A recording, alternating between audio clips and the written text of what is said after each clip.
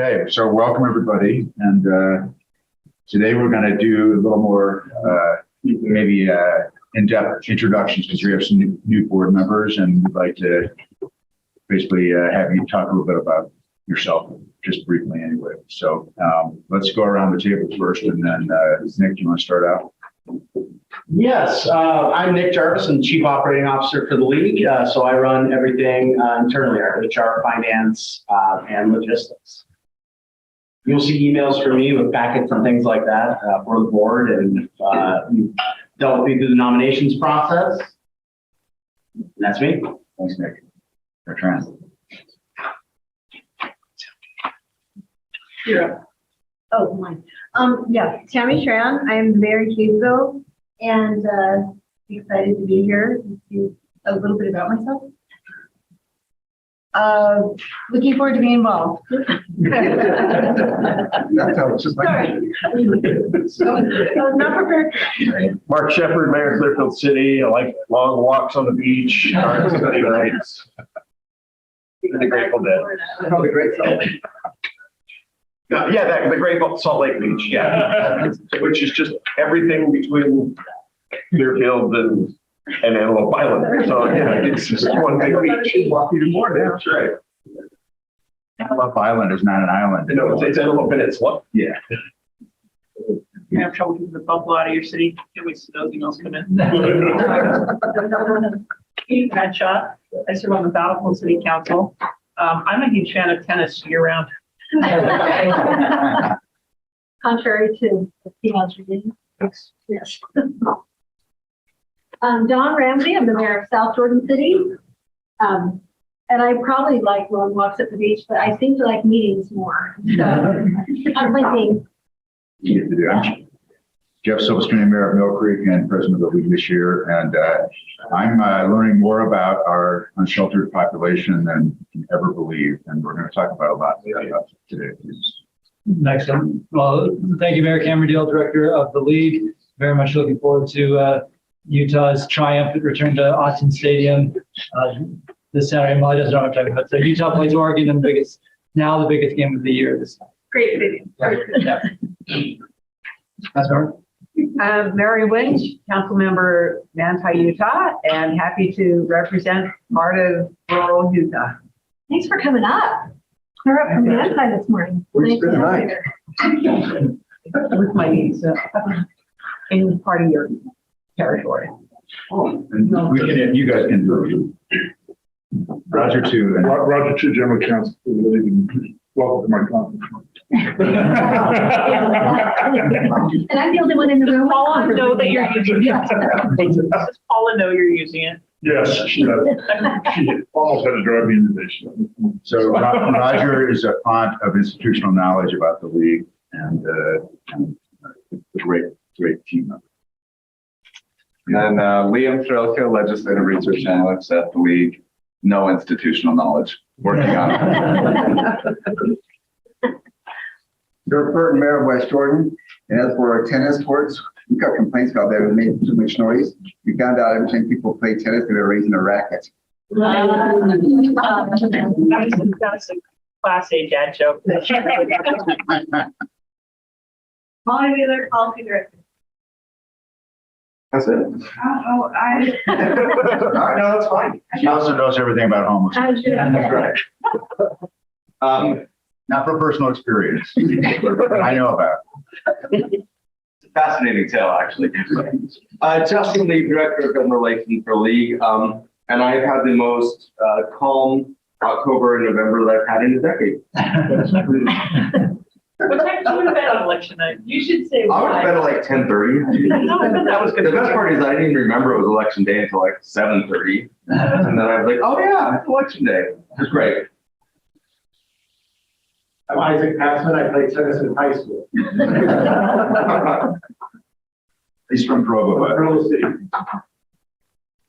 Okay, let's sit back and over here. Angela Adam, I work directly with Nick, all logistics, and I take the minutes for these meetings, so being loud and proud. Yeah. Rachel Terry, Deputy Director.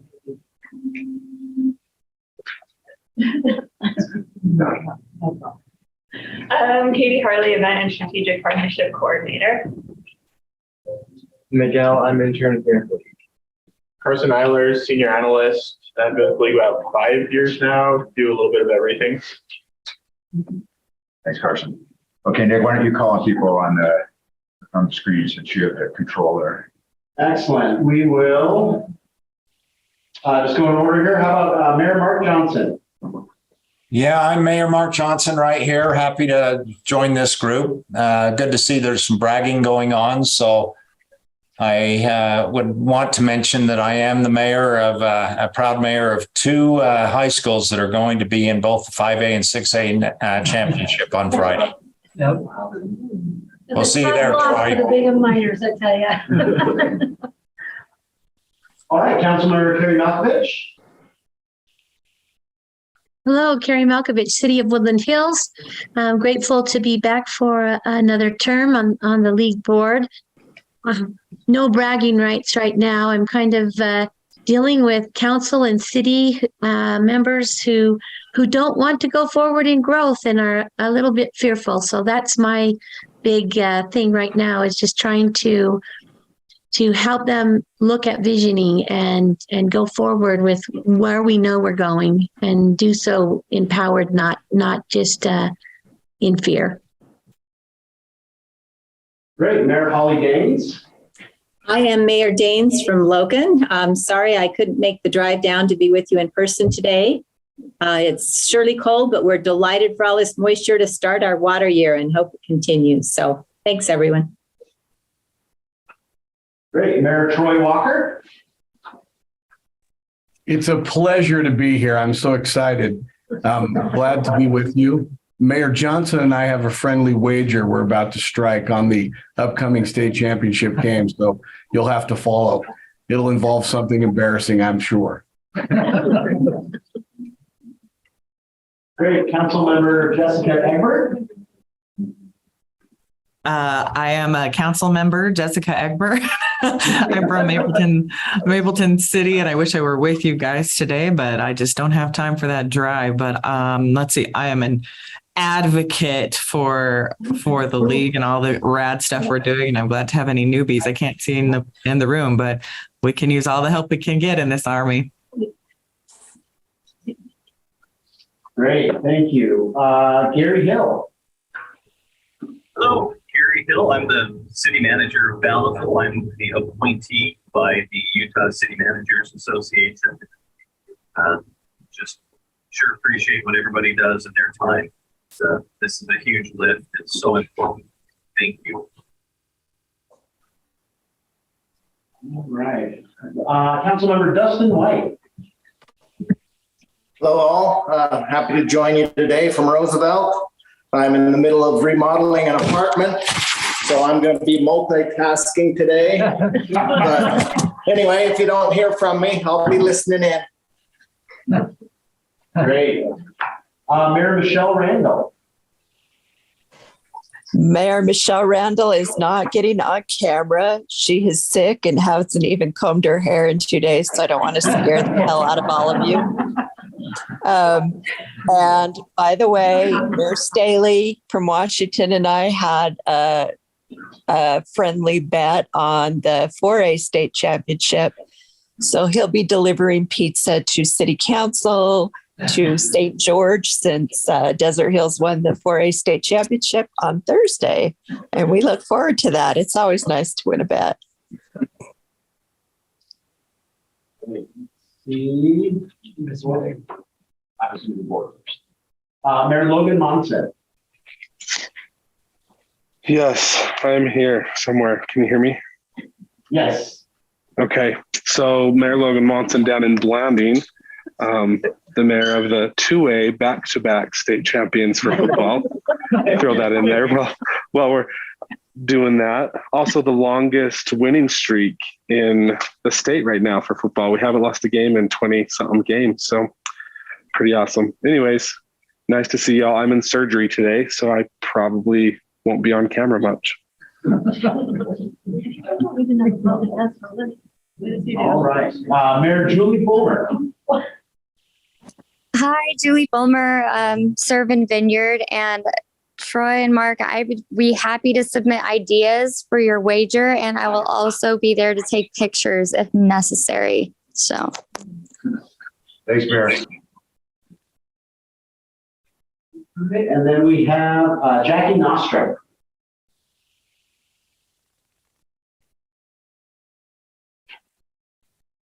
Jackie is the Harriman City Recorder and representative ex officio member on the board for the Utah Municipal Clerks Association.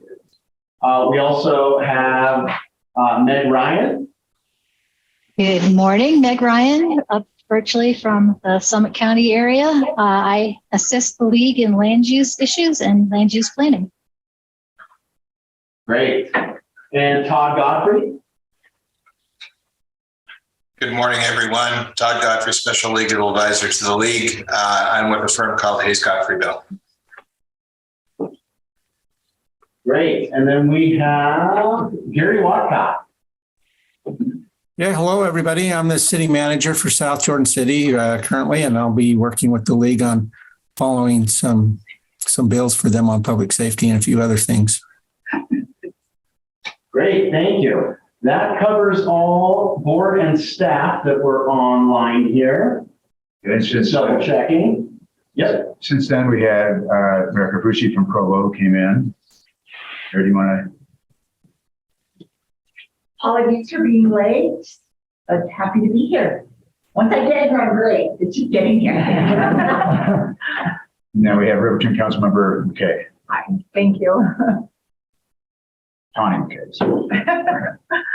Okay, I guess that covers our introductions. Then next order of business is to consider the review and approval of our minutes from October 5th and our business session minutes from October 7th. And then there also was a schedule of meetings for the next calendar year in the packet, which we need to approve. And I guess we'll cover conflict of interest separately. But are there any corrections or issues with respect to those draft sets of minutes? Move that we approve the minutes and the schedule of meetings. Okay, we have a motion and a second to approve the minutes and the board meetings. All in favor? Aye. Aye. Any opposed? Okay, those are approved. Thank you. Then Councilmember Phillips, some stuff we just hopped on. I'm sorry. So Councilmember Phillips, we went around and did introductions. I'm sorry you didn't get the benefit of that, but if you'd like to introduce yourself and tell us just briefly a little bit about yourself, that'd be awesome. Well, I apologize for being late. There's really not much to tell. I had the pleasure of serving in the city council here in Cedar City, where I've been on the council for now 5 years. And I previously to that selection, I worked at the Utah Shakespeare Festival here in Cedar for 40 years, where the last 15 I served as the executive director and chief executive officer. And I'm just excited to be on this board and learn from all of you wise people. Well, thank you. Thank you. That's awesome and welcome aboard. Thank you. Okay, in our packet, there was a conflict of interest form. And if anybody on the board has a conflict that they would wish to declare, this is the time to do that. Is anybody that wishes to do that? I have no conflicts. Everything is for the city. Real quickly, Mayor, if I may. So new board members, we will need you just to fill those forms out, even with no conflict, or just sign them. And then also back to the schedule of meetings. We do have calendar invites out for all the meetings in the upcoming year. There are a couple that after this meeting, now that we've adopted this, that I will change, just so you're aware. Currently, you have it scheduled for March 27th, and we had to move that because of conflicts with the National League Cities Conference. And then we also had one for a date in October to go along with our annual convention, and our annual convention is going to be a month earlier this year. So that is switched to September 6th. So you'll just see those change when I send them out. Okay, thank you. All right, now let's talk about board commitment or board and commission appointments. Before I do that, I just want to welcome everybody and thank you in advance for the amount of time and effort you'll be dedicating on behalf of your fellow cities around the state. There was an article over the weekend in the St. George News where Mayor Randall and Councilmember Phillips were both quoted. I thought their quotes were spot on. and are relevant to every member of this board. So Councilmember Phillips talked about this being a great opportunity for our community, in this case, Cedar City, to have a voice on the state and national level, and that he hopes to bridge things, make things better for Cedar City and all of Area 7. Meanwhile, Mayor Randall was quoted as saying being part of the league helps get your voice heard, and the league helps champion and lobby for you at the legislature, and that's why it's so important. Both of those quotes are spot on for every member of this board. We had record interest this year of people applying for the board. So Mayor Kafusi, thank you for the hard work of sifting through 4 times as many candidates as we had spots for. But I'm really excited about what we have in front of us here as a board, because we have a really critical year coming up in the legislative session. I'm going to take 2 minutes just to make sure everyone's on the same page about what you do as a board and what the expectations are of us as staff, as well as you as board members. First and foremost, you as a board set the league budget, and there are 2 key steps to that. Step number 1 is you approve the membership dues. And historically that occurred in the spring, but the previous board of directors a few months ago changed the timing. So now you will, as a board, approve the membership dues in January. So it's earlier in the municipal budgeting process. So you'll set the league budget in the spring, you'll finalize it in May and June, but you'll set the dues in January. What that means is that instead of getting past the session and then trying to have a big picture strategic conversation about the league, we need to almost shoehorn that type of conversation in before the session. So we'll ask a couple of questions in today's meeting, but because of all the policy things we have to hit today, I don't anticipate we'll have much time for an in-depth discussion, but we're hoping to plant the seed today. So in the December meeting, we can have that organizational conversation prior to you setting the dues in January, because the dues represent about 2/3 of the league budget. So most of what we do budget-wise is dependent on those membership dues. Nick, in the packet, can you just go down to the org goals and the org chart? Likewise, you as a board set organizational policy. And so that's everything from our internal policies and procedures to holidays, to everything there. And we'll be bringing recommendations to you throughout the year to enhance our internal policies and procedures. But you also set the overall public policy direction for the league. Now, as board members, you all have an automatic seat on LPC, and then your city still has an additional 3 seats on LPC above and beyond your seat. So you as a board will set the high level policy direction, which we intend to do today on homelessness. And then during the session, LPC will meet weekly, and Justin will talk about that later on in the meeting. So you'll set the overall policy direction, and then we expect of you to engage with the cities in your area and with legislators. Likewise, we as staff commit to engage with league members and with legislators.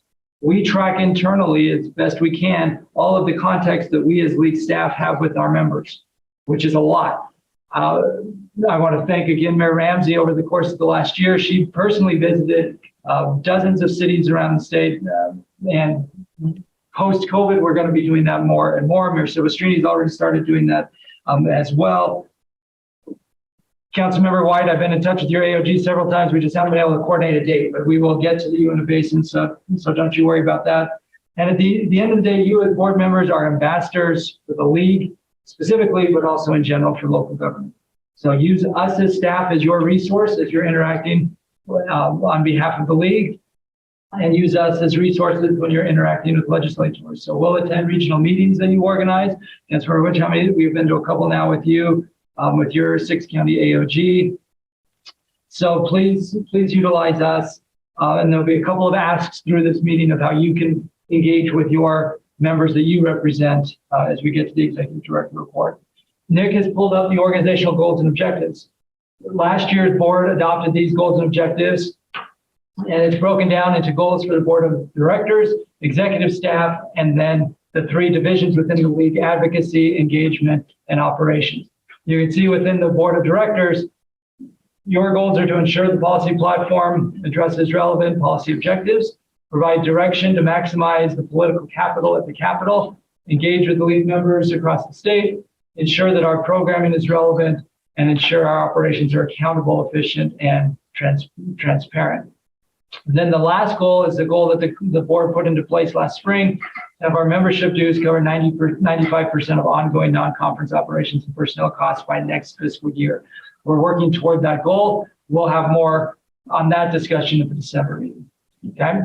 Any questions about the overarching role of you as board members before we jump into the meat of the meeting? Cam, the only thing I'll add to what you said is that, the structure of the league, we get together as the whole league at two conventions semi-annually. Then the LPC addresses broad board policy, broad league policy, and during the session we meet more often. And then the board meets, and then on a daily basis during the session at least, the officers get together and we talk about things where decisions have to be made about positions basically on an immediate basis. And then we always make an effort to touch base with the board with respect to what's been going on, and we can do that during the session. That's kind of frenetic, but anyway, that's kind of how this works. Perfect. Any questions from new or ongoing board members? I'll just say, if anybody has questions about the role, about your involvement, reach out to the league staff or to the officers. Be happy to discuss that with you. And then, as issues arise, if there are things that you see that we need to pay attention to, please let us know about that. Can I make a quick comment? Mm-hmm. I was at a housing conference and you were there at the beginning of it last week. And I would just like to request maybe at one of the conferences to have a class about impact fees and how cities determine them. Because Thomas Wright was there and it was mostly legislators and state staff. And he made a comment like cities' impact fees are really a huge stumbling block to affordable housing. And I know within our city, we have to justify it with expenses. And so I wanted to raise my hand, but I felt like, I wish I was more educated on it so that I could have made a better response to him. These are the things that the impact fees cover by law. We have to, and so I know that that's something that I would like to be better educated so that if I'm in that position in the future, I can, make the comment that I really don't think that that's, that big of a problem. And I know maybe it is within some cities. But, I'd like to be more educated. That's a great idea. And there's multiple areas where we could have pushed back against Mr. Wright, although he was not one. I thought it was fire and brimstone at the end of his talk, but impact fees also enable cities to construct infrastructure to meet the demand of growth too. So there has to be a balance in that. Thanks. Thank you. Okay. Liam. Yep. Okay. Okay. I was going to say, do not pull up. I just want to take 60 seconds to talk about the boards and commissions. For anybody that may not be completely familiar, the website's a little out of date, so apologies on that. But as a league, we have appointments to over 50 different boards and commissions in the state. And with that, we usually have multiple appointments. So usually we're filling like 80, 90 different appointments throughout the state. There's a list of a lot of them that Nick is scrolling through now. We are periodically updating those, and there are vacancies pretty often. So you'll typically see a placeholder in the board packet for boards and commissions. Usually we'll try and get those out when we have vacancies so you can vet those and see if you're interested or anybody at your city is interested. Right now, we do have a couple of openings. One is on the Outdoor Adventure Commission. It's a joint appointment with UAC. Ask Kate if you have questions. It's an awesome commission. First of all, I feel like we have, I feel like Maverick made the titles for this. I didn't want to be an adventure commissioner.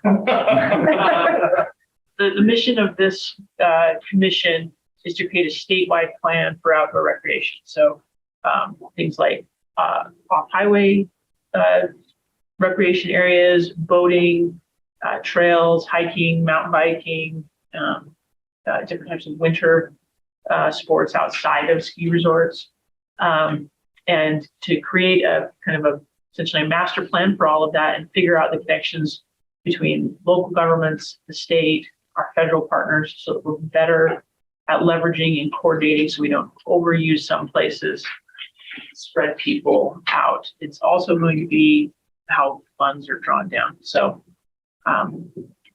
Well, if there's a vacancy, sign me up. That sounds fun. I'll get over you. But that's a joint one that's with UAC, so that will have to be figured out between the two organizations there. And then we also have a vacancy for the Utah Indigent Defense Commission. But Ryan Luce is on that. We're looking for a city attorney, preferably. So if you know of anyone that may be interested there, please let me know. That's all. Thanks, Lane. Thank you. Okay, let's move to Nick then. Talk to us about the first quarter budget report and check registry. Yes, thank you, Mayor. This is what we call our Q1 plus report because we include October in it because that includes most of the expenses and revenue from our annual convention. It just makes a lot more sense. Nothing too eventful to report, thank goodness. We've collected just over 78% of our revenue. A highlight there is that we are over 100% of our budgeted membership dues, and that is thanks to all 5 of the metro townships in Salt Lake County deciding to join the league in the first year that they were eligible to do so. Sponsor revenue, we'll see how that looks as we put out calendar year invoices starting in January. We've also done really well with our registration fees. As I'm sure we told you, we had record attendance at our annual convention. And we get a lot of that revenue at our annual convention, more so at annual than mid-year for both registration fees and exhibit space. You'll see grants and special project revenue and expenses starting to come through. And a big portion of that is the Your Land, Your Plan grant from Intermountain, which Rachel will talk about a little later. As far as expenditures go, we are right on track. So most of our expenditures in events happen at our annual convention. We still have local officials day and mid-year to do. We're right on track with personnel. And like I said, Rachel will talk a little more about Your Land, Your Plan, but we will be having more expenses there as well. Overall, everything looks really, really good, and we are $1.5 million ahead, revenues over expenses so far. Like Cameron mentioned, our dues account for 2/3 of our revenue, and we've collected a little bit more than all of that so far. You can see the individual numbers included here in your packet, and I'm happy to answer any specific questions on this report. We also bring to you, as part of the best practices brought by the Legislative Auditor's Office, our check detail. So every check that we cut is also included in this packet. We do have physical copies filed. So if you have any questions on any of these specifics, I'm happy to answer. Are there any questions about either the Q1 plus budget report or the check register? I don't have questions. I just want to say I'm really grateful that collectively we did open this invitation up to the townships. I think that's important for them to be represented, and also great to have that income as part of what's sitting here. It's just a good thing. So awesome. Yeah, I agree. I'd also point out that the report was sent earlier to our Finance and Audit Committee. In the orientation packet that was included in the email, you'll see that we do have a Finance and Audit Committee. We do send these quarterly reports to them ahead of time. And your financial role as the board, they and the treasurer who chairs that take on a lot of that. But we bring these somewhat quarterly reports to you, budget reports, and expenses over a certain amount have to go through depending on what they are, the executive board, the president, all the way up to the board. So your financial role within the organization is really this type of oversight that we're going for here. Thanks, Nick. So if there are no questions or concerns about these, I'll look for a motion to approve the Q1 budget report and the check register. Motion to approve. Second. Councilmember Bradshaw and Mayor Shepherd moved and seconded. Any discussion? All in favor? Aye. Aye. Any opposed? Okay, that carries. Thank you. Okay, let's. Commissioner, can I just ask Nick and Katie to take 30 seconds to announce the local officials day news of where we will be? Yeah, so we will have local officials day, of course, at the Capitol and also at the new Hyatt Region. hotel. It's amazing. Cool. Very excited. So for new board members, if you're not familiar with Local Officials Day, that's an opportunity to bring your youth councils to the Capitol and spend the morning with them.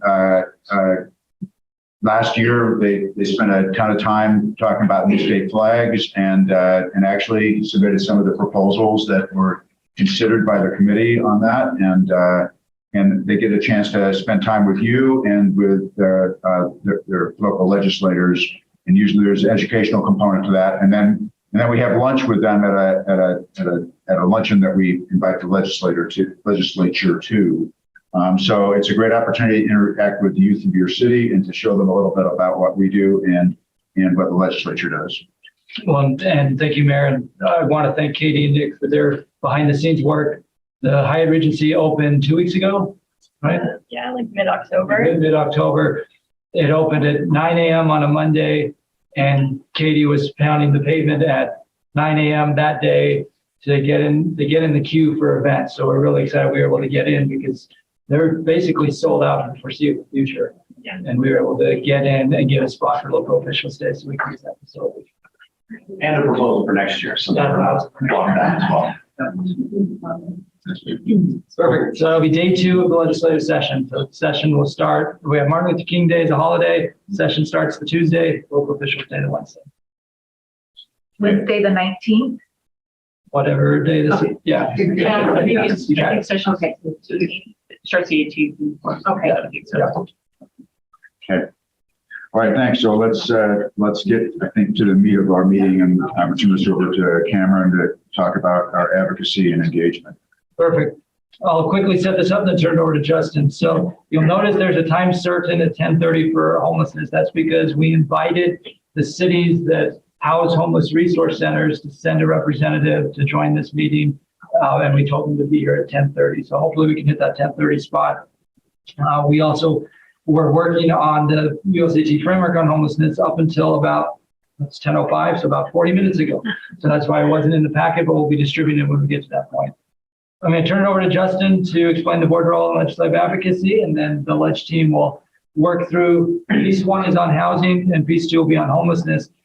We do have 2 critical action steps we need to take today. Number 1 is to provide direction to Mayor Ramsey as your representative on the UEOC in next week's meeting. And then number 2 is these key principles on homelessness. So Justin, take it away. All right.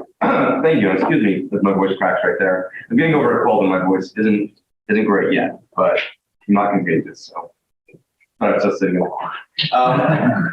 So that being said, so as Cam already talked about a little bit earlier, maybe let's talk about what the LPC does. And I'm sure everybody remembers that. LPC is the policy body for the league, and that's where we take positions on all of our bills.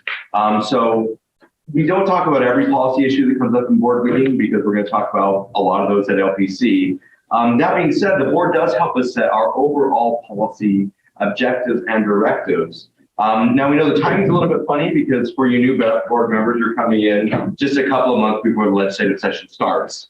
And we've already got a lot of policy direction. We've had a lot of policy discussions. But as we roll around past the legislative session in the spring, we will be coming to you and asking you to help us set some of our priorities and objectives for the next year as we go into the interim, as we talk about all of that. So if there are issues that come up during the legislative session, you think, man, I wish we would have got that this session, or I had an idea, but it came later, or whatever the issue is, you're going to help us set those objectives and help us get ready for the interim next year. We also will have specific issues that in some ways the board will sort of take ownership over. So like today, we're talking about housing, we're going to talk about homelessness, we talk about the UEOC in here a lot, and we'll bring those issues to you, and we may not talk about them as much at the LPC, because in some cases we need to dive into them deeper, in some cases we need to elevate them a little higher, so that we need direction from you as well. So we will have specific policy issues, and again, you'll help us figure out what those should look like, where we'll bring those to you to get direction. Now, Mayor Ramsey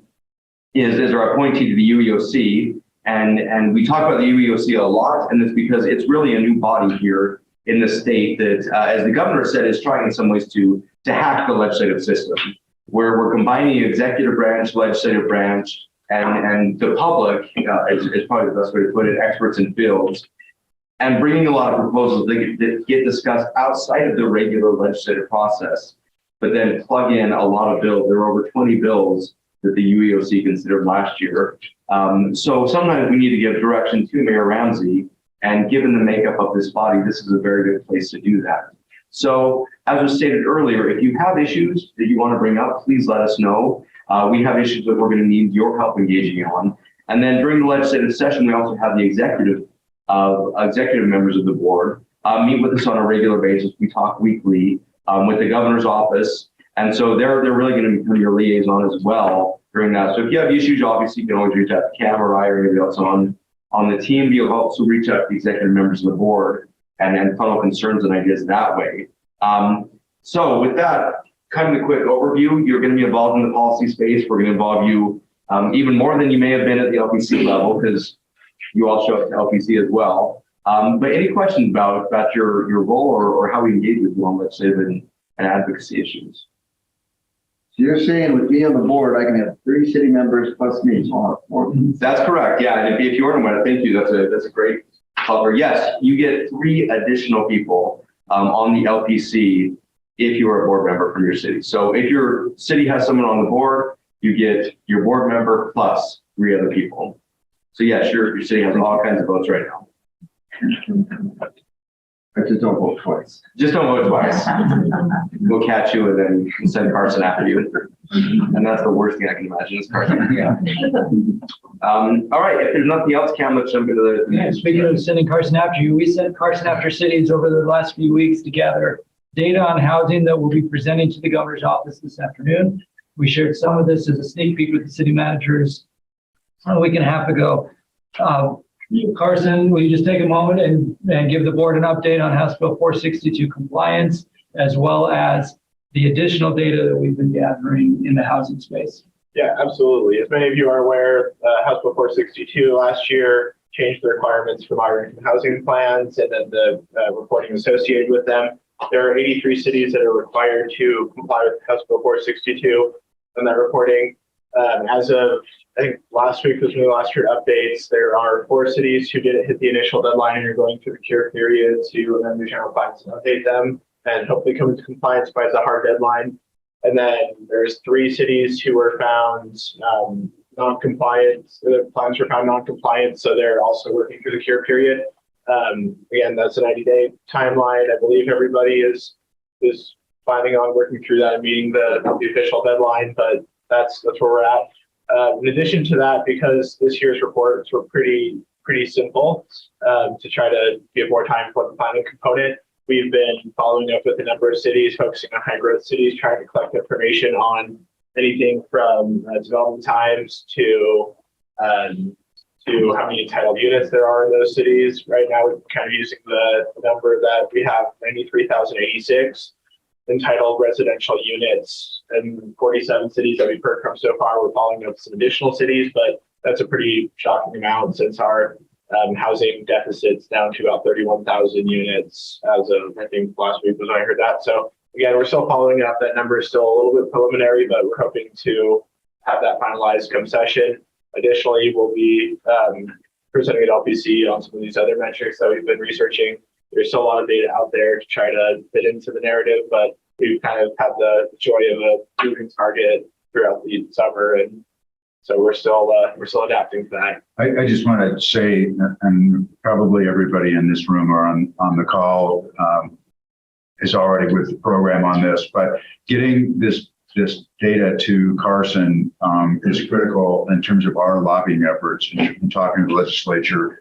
When we get pressure to do more and more on housing and to lower impact fees, do this, do that to promote more housing, it's super helpful to be able to talk to them about the fact that how much cities have already done in terms of entitling housing.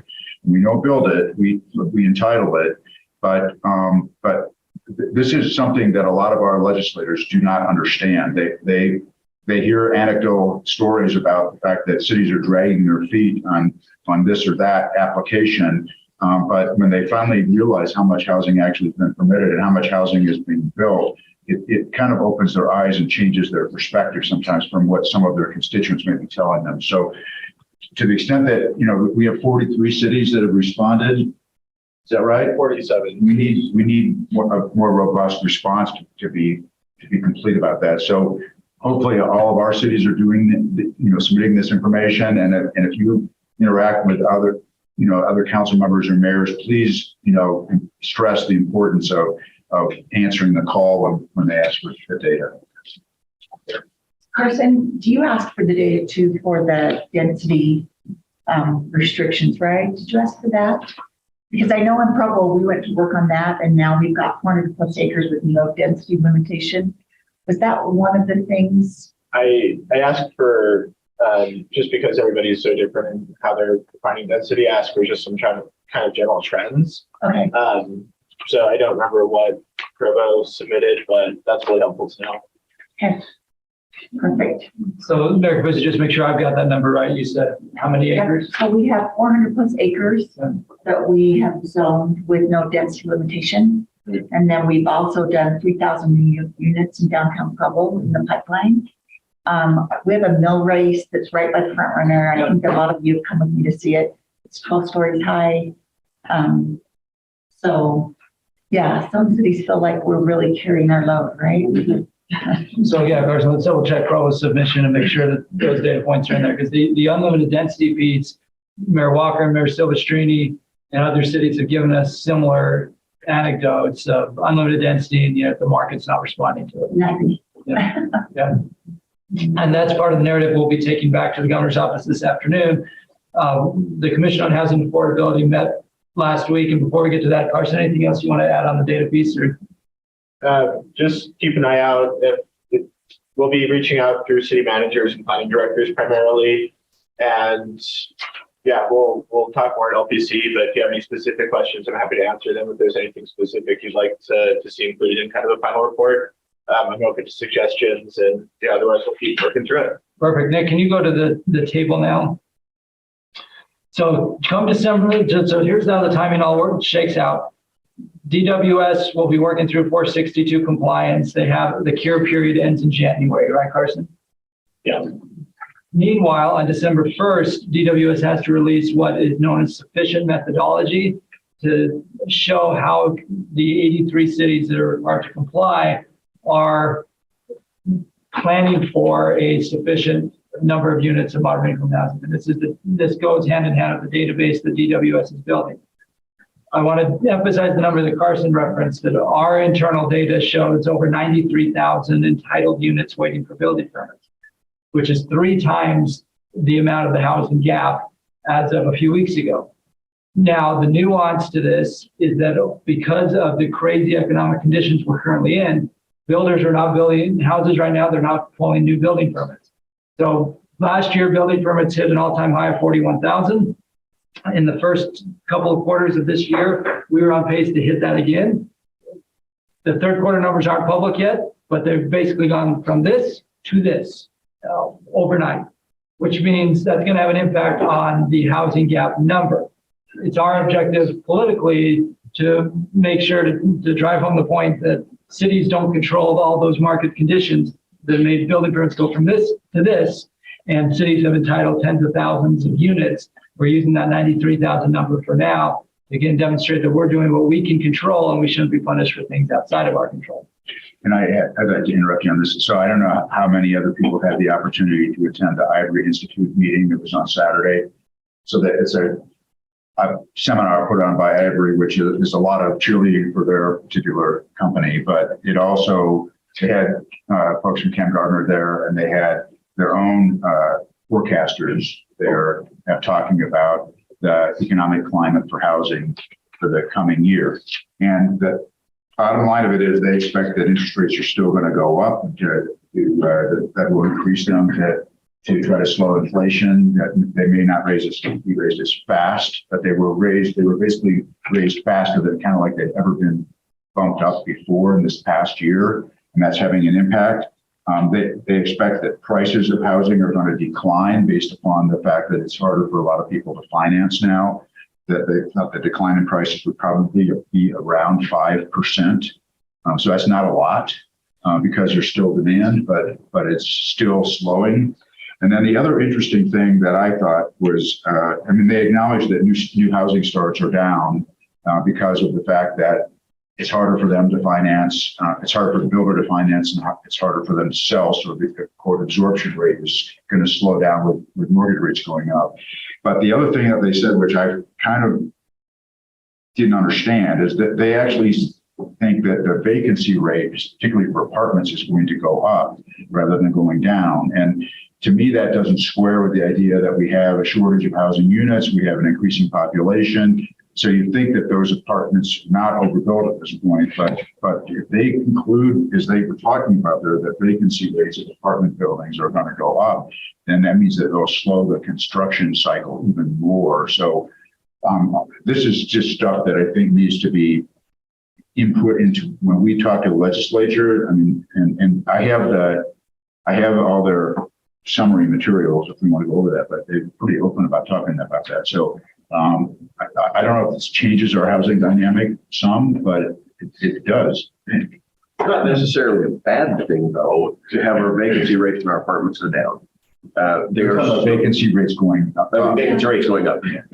That's what I meant. But right now they're so high. The vacancy rates are.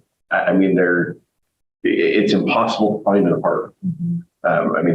They're full. We've got to increase the vacancy on there. The more they build, the more that will do that. It's going to, and that's what's going to cause that. If we expect rates to come down at all in our apartments, we have to have more. We have to expect that vacancy rate to change, because otherwise our apartment cost of apartments will never change, and they continue to rise faster than what our housing is right now. We kind of almost need that to happen. But that's happening because we are pushing it into the market. I don't think we're at a point where we're tipping yet. We still need it. So here's what we need from this group. Nick has pulled up the table that was in your board packet. And for those of you who are new on the board, let me tell you where this came from. So last month at the October board meeting, we reported back to you that the UEOC had pressed pause on the Commission on Housing Affordability proposals because of fleet concerns, and that we had a window of time to essentially build out our counter proposal. What you see in column 4, where it says ULCT counter proposal, board endorsed frame, are the different pieces of the counter proposal that Mayor Silvestrini and I presented to the Commission on Housing Affordability last week.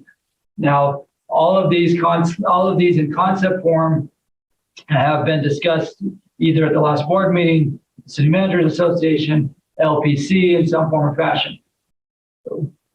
Mayor Silvestrini and I presented these last Tuesday, and the CHA ultimately punted on endorsing our proposal versus the Property Rights Coalition proposals, which are listed there in column 2.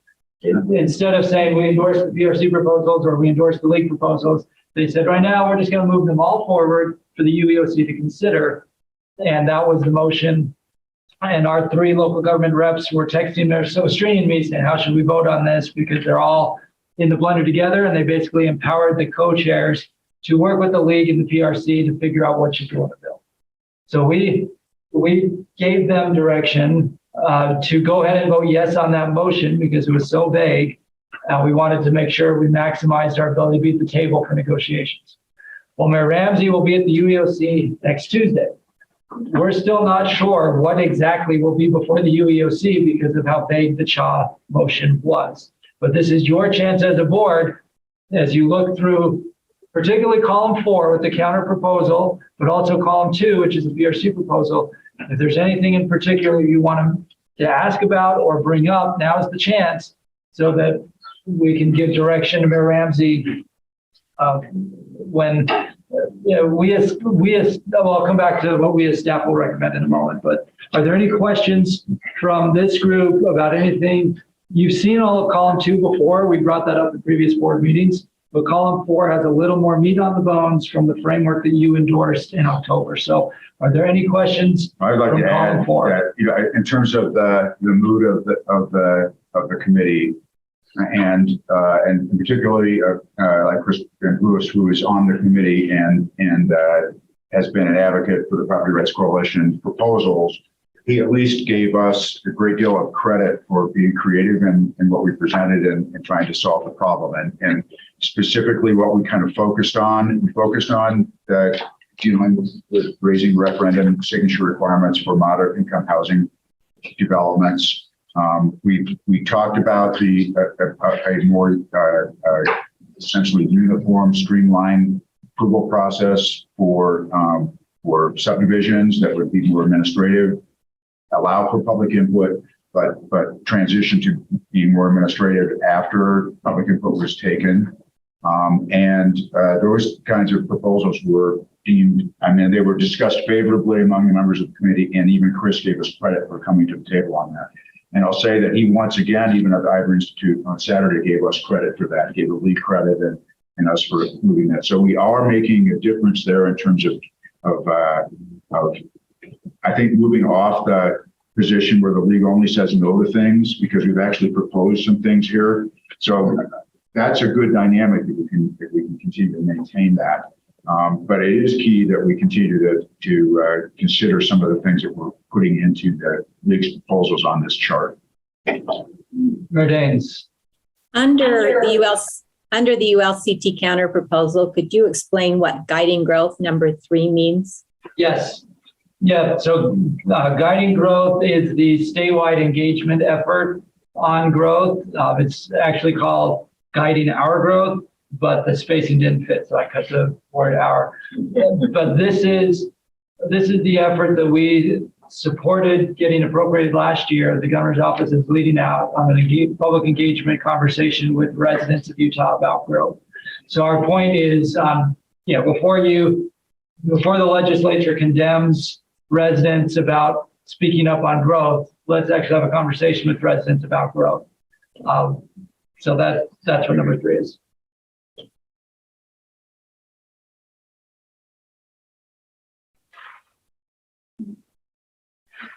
There's obviously a problem in several counties like Salt Lake County, that some of the smaller counties that don't have much growth in there. How does that affect them? So the guiding our growth conversation is not pro-growth, it's not anti-growth, it's trying to listen to Utahns all over the state about how growth is impacting them.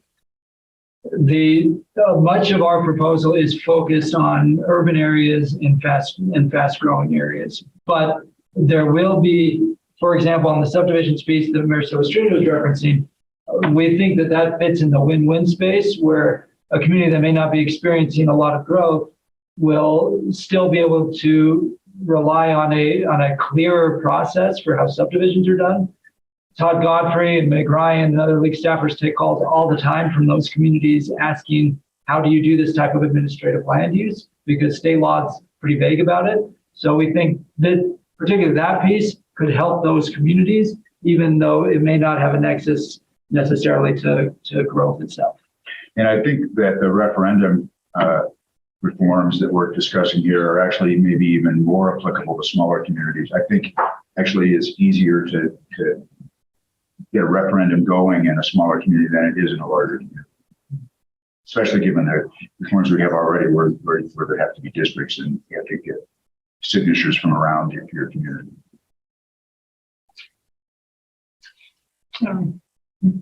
So other questions about anything that's within the counter proposal? Nothing's been drafted yet, but drafting will start after next week's UEOC meeting. So that's why this is a vital checkpoint for you as board members. So are there other questions? So on the city's portion of the fifth, just a slight, I totally support that being the stick, carrot, however you want to put it. I have a little bit of a concern that it's not the cities that will approve this. Yeah. Is that we're toying something with the cities on something that the counties have to approve and may not approve. Sure. And hey, you're not going to get this fifth if you don't do your 462, but you may not have it anyway. So one of the things that the proposal does, though, is it does offer some money to counties where before it was all going to transit if they approved it. So it does give them some arguably some flexibility, and what we've been discussing about that actually is informed by some of the conversations that we've had with counties, particularly Salt Lake County, where they're saying we're not so much interested in county money for transit or county money for transportation, we might want more flexibility on that to deal with homelessness or something like that. So there is a carrot in there for counties as well as for cities under that proposal. And the other thing is the sunset date right now expires next June. Right. So part of the concept here is you extend that X number of years. There's not an appetite to get rid of the sunset, but you extend it so that there's still a sense of urgency to get it done, but now everybody's at the table. But you're right. We are, we're not the trigger. Mayor Johnson has his hand up. So just a quick question here, and I need some history, and I hope this isn't out of line to ask this question. Has there been conversations take place with the Property Rights Commission and representatives of this committee to talk about some of the details and talk about some of their concerns directly before it gets to the state legislators to make the decision? We are constantly doing that. Cam can fill you in more on that, but we've met with them repeatedly, in preparation for some of these meetings before before the committee, and through the session, we're constantly trying to meet with them. I've gone and talked to their group last year during the session, try to talk to them about the fact that, we should not need to be at loggerheads on these things. We should be using data and have our decisions driven by that. And so answer your question short is yes. Yeah, Barry Johnson, the other thing I'll add is we as staff meet with the Property Rights Coalition on average twice a month. So everything that's in the PRC or other proposal is what they presented to us several months ago. And we said no in our meetings. And then they have representation on the Commission on Housing Affordability, just like we do. So they brought their proposals to the Commission on Housing Affordability. We said no there as well. And then we developed our counter proposal, and we built the counter proposal based in large part on the LPC survey results that are in that fifth column. So we surveyed the PRC proposal, and then we surveyed other concepts, as well as having discussions with our negotiators in the land use task force, as well as with the board. So basically everything that shows up in that fourth column has had some sort of feedback internally for us. And then everything in that second column, and where the third column says ULCT concerns, that's all member concerns that have come either through the LPC survey or otherwise that we've taken back to the PRC. So there's nothing in this document that would surprise the PRC because everything's been discussed in some form or fashion for the last few months. Okay, that's really helpful. Let me tell you why I have an interest, why I asked the question is I'm actually working on a case right now with Brent Bateman, who was the previous state ombudsman. And we had a brief discussion about what his feelings were in regards to the Property Rights Coalition and where they're trying to take this and force the city's hands using the legislative process. And he was pretty upset about that. He thought that was out of line and inappropriate. And just the nature of that conversation kind of surprised me. Actually, it surprised me a lot. But I just feel that having the state ombudsman, having people from their office engaged in this too, they might have a completely different outlook on what the coalition is trying to achieve. But well, and I'm glad you brought Brent up, because in our 2 times a month meetings in the land use task force, we actually have Craig Hall, who's the original ombudsman. He participates. Yeah. Brent participates as the former ombudsman, who now mainly represents the private sector. And Jordan Cullimore, the current ombudsman, participates. And Jordan does a tremendous job of being there as a neutral party. And Brent, I think, brings a really valuable perspective, because he often says, when I was the ombudsman, here are the concerns I heard about. And then he'll say, here's what I've seen in my private practice.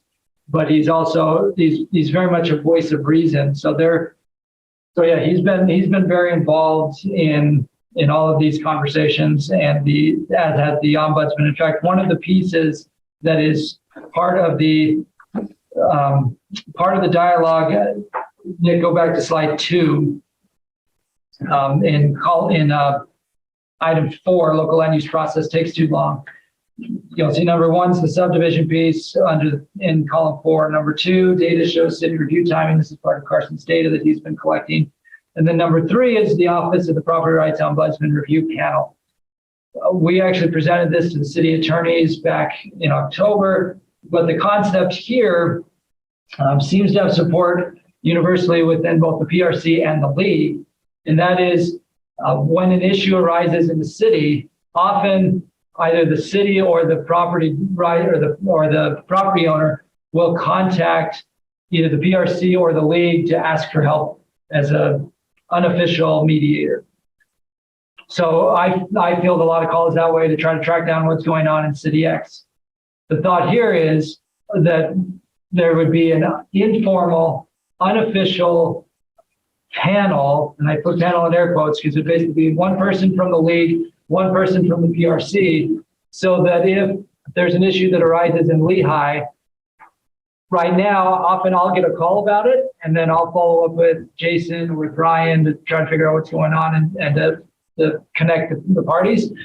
Well, you could essentially call a hotline at the ombudsman's office. The ombudsman's office would assign one of the attorneys from our list and one of the attorneys from the PRC's list to basically field those phone calls, talk to the property owner, talk to Lehigh, and say, here's what we think of the situation. No record, it's not binding, but trying to help address some of these problems right at the beginning before it goes into a formal ombudsman process or before it goes to litigation or even worse, legislation. So that's one of the concepts that we've agreed on this summer to try to experiment this way. And as I said, it's really almost exactly what happens now. Gary Crane takes a call, I take a call, Todd Godfrey, Meg Ryan, but rather than having it just come to us, it would go through the ombudsman's office as a hotline. But the ombudsman would not have a role in weighing what happened. The ombudsman would simply connect the parties. Okay. Yeah, I'm glad to hear you say that about Brent because he's been really good to work with. I know Craig, I've worked with him before in the past as well. And, I think they clearly understand how things should operate. And sometimes I'm concerned that the issue with the development community that even they may not fully understand isn't whether or not that the approval is administrative or legislative. It's just the process. There's problems in the process that needs to be corrected. And sometimes I feel they're attacking the wrong thing. Thank you, Mayor. So, Mayor Silvestrini, we've hit the 10:30 mark by 5 minutes. My last question for this group before we offer a motion for Mayor Ramsey's sake, are there any other questions about anything in this grid? I don't have any questions. I did listen online to your presentation. Nice job, both of you, talking really fast to the child. we told you 10 minutes, but you guys do a nice 1-2 show. That's great. it was like high school to me. That's what. Yeah, I felt like you guys were giving timers. Producers, positions on who was talking about what. It feels like we are really far apart with the PRC, and it makes me nervous that it will be drafted in behind closed doors. How do you think this compares to 462 and how far apart we were there at this point in the session? Like, can you give me comfort there or does it make you as uncomfortable as it's making me? Well, what I'll say about that is that I think in terms of the leadership on this issue, like Representative White is I think reasonable and appreciates the fact that we're being reasonable. He's been engaged with us. I kind of feel like we have a solid foot in the door in terms of us being reasonable, and that with these proposals that we've made, we're actually in a different posture than just saying no to everything. So I think that's actually given us more credibility in terms of pushing back on the things that are really unreasonable, like approval after a certain period of time on the third red line or whatever, when we can talk to them about. In fact, even Chris admitted on the dais that I know you're right that when sometimes things take longer because the engineer hasn't submitted the plans and the city is not approving it because they haven't got the updates, and the engineer is telling the owner or the contractor that it's the city's fault when it's not. So I think we're making progress on that. I mean, admittedly, what the PRC is proposing, there's still some really obnoxious stuff in there. And it is concerning that they just empowered the committee chairs to come forward with everything, right? So we are going to be in a place where we're going to have to be fighting against the bad ideas still. But I at least feel like we've positioned ourselves where we have maximum credibility with at least key legislators. The last thing I'll add, I agree with everything Marcelo Strini said. The last thing I'll add is this. Representative Waldrop last year was a champion about finding consensus. So at this point in time last year on 462, I wasn't sure where that bill was going to end up. In fact, the station area plan concept wasn't even a thing until early January. Whereas now, we've spent the last couple of months and everybody is crystal clear about how far apart we are with the PRC. Councilmember Egbert has hosted 2 meetings with Representative White, who's the new Waldrop in the House, along with Provo and Orem and Mapleton and Springville. And my hope is that Representative White is going to take the consensus-like approach that Representative Waldrop did. In addition, South Jordan has had multiple meetings with Senator Fillmore, and Senator Fillmore has been quite responsive to the data we brought to him and to the underlying policy we're trying to address with our counterproposal. So their personalities are different than Waldrop and Andrig were last year. And Waldrop and Andrig last year, I think, did a masterful job of finding consensus. I share your concern about how far apart we are. And our recommendation to the board today, and we do need to move on to homelessness, is to do a motion that gives Mayor Ramsey the flexibility at the UEOC next week to still say we are opposed to the PRC proposals. And if necessary, explain why. Though the document you have in front of you, both House and Senate leadership have copies of this too, and we're giving it to the governor's office today. So we've been very clear about why we oppose the PRC proposals and what our counter is. So I would recommend, or we as staff recommend a motion that says we still oppose the PRC proposals.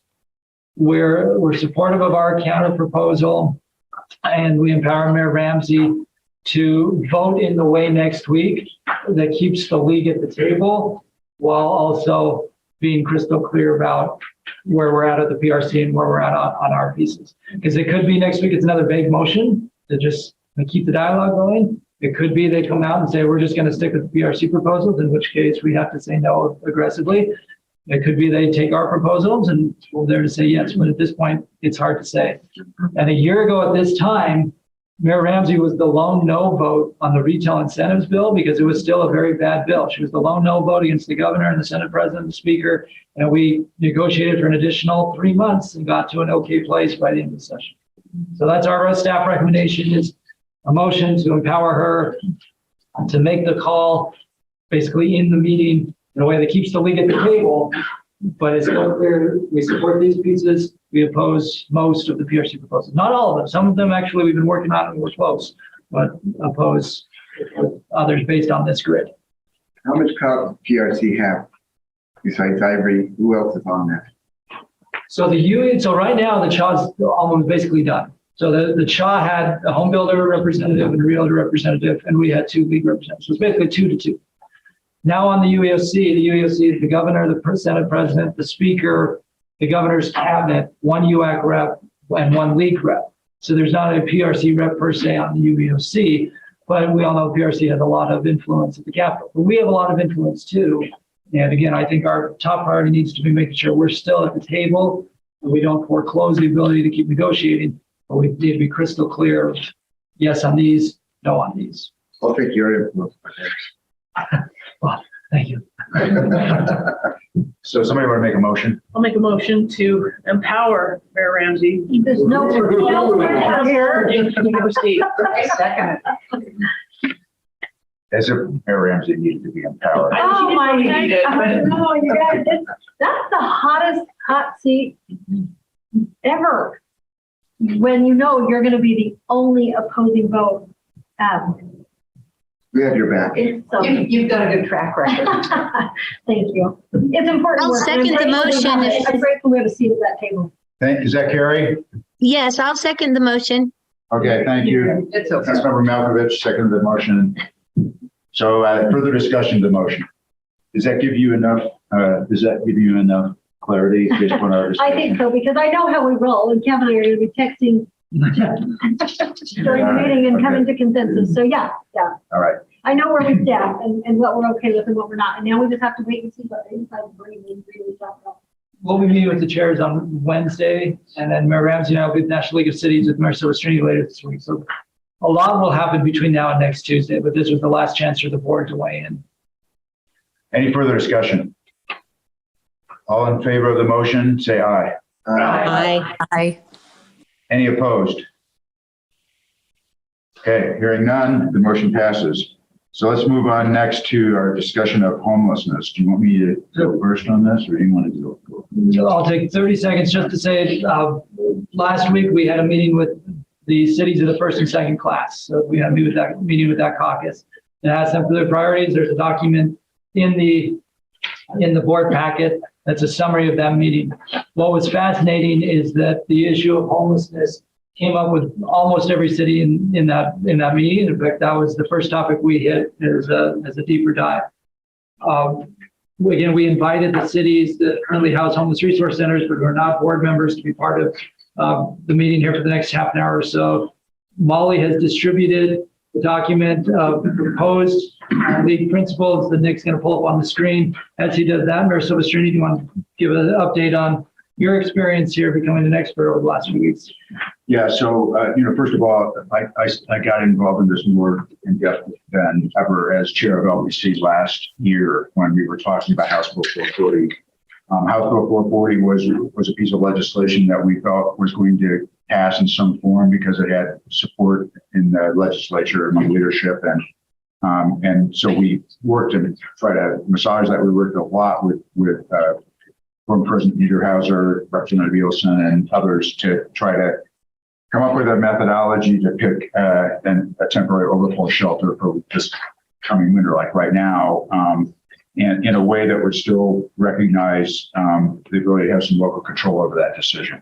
That proposal initially was going to just have the state be able to preempt, and so what we bargained for and what we got was that the Council of Mayors in Salt Lake County, which is kind of an informal club, if you will, would bring proposals, vet them, and make a selection for a temporary overflow shelter in Salt Lake County for this winter. We engaged in that process. We started almost immediately after the statute took effect, and the mayors of Salt Lake County spent a significant amount of effort in that endeavor. We had proposals from almost every city in Salt Lake County about what might be a homeless candidate for a homeless shelter on a temporary basis for winter conditions. We had a lot of problems with that process, however, and a lot of that's maybe attributable to the fact that it's the first time we did it, but there are also just some flaws that we may need to seek clarification or reform on. For one thing, the shelter providers, who are the experts about knowing what we needed to have, in my humble opinion, kind of changed the rules in the middle of it. We originally were going out for old hotels and a place where there wouldn't be a congregate setting, and then we basically got told, no, we need a congregate setting and we need to have proximity to resources, which means that there were a lot of communities in Salt Lake County which probably weren't even eligible given the transportation issues involved in trying to get out to the southern parts, farthest reaches of the county, away from the core of Salt Lake City and South Salt Lake. So there are a number of issues here that, and I really thought that we need to have clarity from the providers, in the next time we do this, about how many beds we need, because that changed radically too from what we started out to what we ended up with. What kind of facility there might be? Are we going to only be able to locate this in the core cities that are closer to the resources, which would, include at least Mill Creek and maybe Taylorsville, but it isn't going to extend down to Bluffdale or Harriman just because they're too far away from those resources. So what are we trying to solve? How can we do it? Is there, and then the other issue, frankly, we ran into, out of all the facilities that we proposed, there really was only one that was that was acceptable, okay, among the mayors in Salt Lake County, and for good reasons, okay. But that facility was only big enough to house 100 people, and we found out that the expected demand would be as high as 450 people. So that required either a designation under the powers of the statute for the state to designate another facility, or to flex the existing resource centers. And the problem that the state ran into in trying to designate another facility was that we had put all these parameters on what the state could do. So that basically we adopted what the rules are about proximity to tobacco outlets. So basically, you couldn't have a shelter facility even in a state-owned property that was too close to a school, too close to a liquor store, too close to a church. All these things that you're familiar with in other contexts about liquor licenses. Okay? But that actually hampered the state. So there's going to be severe pressure by Office of Homeless Resource Centers to lift those restrictions to allow more flexibility to be able to meet the demand. So that's one issue. The other issue that we have is we were successful in negotiating for the state to contribute more money toward the mitigation fund. Mitigation fund is, that concept of that is to offset the costs that cities that have resource centers have because they have a resource center. You know, they have additional policing costs, additional costs with respect to paramedics and emergency response. There also are other issues related to litter and cleanups and all kinds of things. Well, what we came up with at the end of the day here is that the state hasn't made sufficient arrangements to fund the operation of the centers, so that Office of the state office is basically trying to raid those mitigation funds to pay for operations of the shelter. And I can tell you from personal experience, because the one facility that was acceptable is in my city. Okay, and so we were talking with Wayne and folks about how much the mitigation would be for a secondary temporary shelter city, and we got a number on that. And then we started making plans for how we would mitigate the impact on that. And then all of a sudden we found out, oh, we only have half of that money because the other half is going to be needed for operations. And so I think we need to, if we revise this, we need to kind of draw a better line between mitigation and operations and fund operations, and not have this argument with the shelter provider about, you know, what money can be used to operate the shelter versus what's necessary for mitigation. Now, I'm going to say at the end of the day, because of our relationship with the shelter operator in Mill Creek, I think we're all good. Okay. I think that Mill Creek is going to have what we need for the mitigation, but that's also based upon the experience we had 2 years ago where it was good. And so far we haven't had any problems. It opened on November 1st, but if we have problems, there's like no contingency, you know? So, I mean, it could be a problem if we don't manage it right. So. Thank you, Mayor, for that overview. Molly has been working overtime here to put together these key principles. So, Mayor, I'm going to turn it over to Molly to walk through what we just distributed and put up on the screen. Our apologies that it wasn't ready for the board packet, but Thursday was the Office of Homeless Services Homeless Council that afternoon, and we were modifying based on what happened in that meeting, and then even some stuff over the weekend, we were modifying it again this morning. So, Molly. Absolutely, thank you. So I have a little bit of background.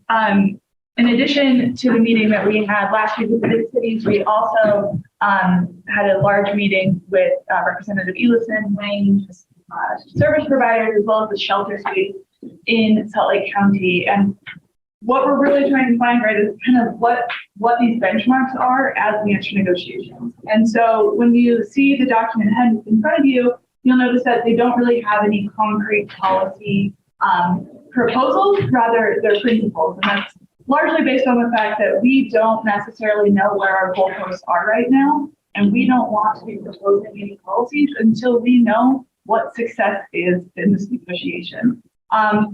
With that said, we know that Representative Ellison is open to bill files. We know that Wayne is working on this, and to what Mayor Silvestrini mentioned earlier, we're really trying to avoid the 72 hours before the close of the session, file a negotiation on what homelessness policy is going to be in the state. How much has Wayne got a bill where he's asking for more money? He does not have a bill where he's asking for more money for mitigation right now. Okay. He has some kind of other stuff percolating that we're trying to kind of get our hands around. Does he do that through a bill on appropriation? So he does have, so he has 3 appropriation requests right now. Okay. One appropriation request is for permanent supportive housing and gap funding there. Another is for grants. And the third is for the low-income housing tax credit to increase the cap on low-income housing tax credits. He's working on a fourth that missed the appropriation deadline, but he's trying to bring forward to help on the operations, because that gets to the mitigation piece that Wayne's had to raise mitigation money to help with operations. So he's going to be seeking more state money for operations, but that he's still working on that piece. And that's in part because of this open-ended question of, do we need additional facilities? If so, what type of facilities, and how much money would he need for operations? There has been discussion, in fact, in last Thursday's meeting, Thursday morning's meeting, Wayne acknowledged to a group of cities, including Molly and me, that he was considering a potential permanent facility, whether it would be a homeless resource center like you see in Midvale or South Salt Lake, or another type of permanent facility is still up in the air, but he was considering another type of permanent facility, which would need state money to come with it. He also, and we've ensured this too, requested that the appropriation from last year for mitigation money, the $5 million, is ongoing. So it should still be in the governor's budget. We've requested that to stay in. So lots of moving pieces on the appropriation side. With that, as well as we go into this, we'll likely need to begin, well, we have begun, but really hit the road with negotiating this between now and our next board meeting. And so we're hoping to get more of a sandbox that we know that we can operate within as we do this. Within here as well, you know, there's a lot of variance with the state, but we also know that there's a lot of variance amongst our membership about what the scale of the problem is, what people feel like they're doing, you know, kind of this concept of like, are folks doing enough, and what should that look like for each city? And so within here as well, you'll see we're trying to kind of really collaborate to establish metrics of, you know, what does that look like for everyone in this response. So if it works for you all, I'd love just to go through this really quickly, answer any questions you have, and then almost treat this as like a quasi-resolution in a way to give Cam and I, again, that sandbox that we can negotiate in as we move forward on an HB 440 replacement. So I passed that around. As we said, it isn't in the packet. So we broke it into 3 main chunks. One is the 440 replacement and looking at long-term solutions with that, so we don't have to do this every year, ideally. 2 is looking at the role of cities in addressing homelessness more broadly. And then 3, as has come up, is really revisiting this mitigation fund. So first, we need to establish whether our efforts are seeking to solve homelessness or mitigate the impacts of homelessness. That's kind of a foundational question that is perpetually in flux, and we need to know the answer to that so we can calibrate our policy response accordingly. Secondly, all stakeholders need to agree to what our short and long-term goalposts are. As the mayor mentioned, those kind of fluctuated, they pretty dramatically fluctuated this year. And so we need to know, right, if we're looking for a permanent facility or a temporary facility, the necessary number of beds, the role of on-site services and hours of operation, new facility or modification, if we're looking for a new facility or modifying an existing facility, and as was mentioned, right, what is the role of kind of core cities inside and outside of Salt Lake County?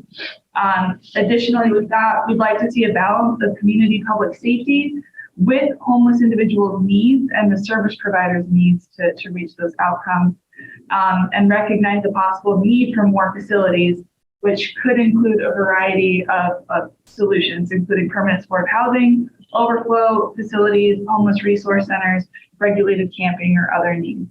Within that first section, are there any questions, comments, concerns? Yes. Okay. Go ahead anyways. All right. I'll go ahead and with number 2, we're looking at the role of cities. Wayne has a really good saying for this, which is that homelessness is a community problem, which I like, and I think is a helpful way to conceptualize this. And similarly, homelessness is a statewide problem, and the state of Utah and all the regions should be participating in the solutions, particularly urban areas. We'd like to see cities, or suggest we have cities collaborate with OHS to establish metrics about public safety mitigation, permanent supportive housing locations, and other relevant data points amongst jurisdictions to fairly analyze outcomes within those jurisdictions and across those jurisdictions, as well as collaborate with OHS to provide incentives for jurisdictions to participate in long-term solutions. And that could increase financial contributions to the mitigation fund, qualified mitigation offsets, like if you're zoning for or permitting permanent supportive housing within your jurisdiction, domestic violence shelters, other qualifying facilities, anything with that. All right, then we'll jump to number 3, the mitigation fund. As the mayor mentioned, the mitigation fund should not subsidize the operation of these facilities. Public safety mitigation and operation should be funded independently of one another. Cities with HRCs or equivalent should be reimbursed for most of their direct and indirect public safety costs as identified by key metrics.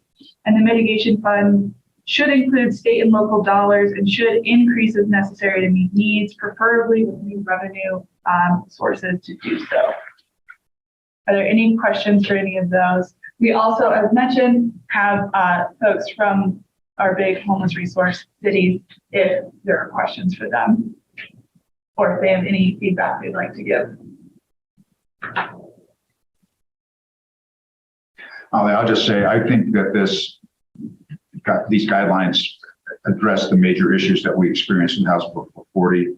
They also, I think, at least are aspirational about the mitigation fund and enabling resource center cities to actually get reimbursed. That has not happened.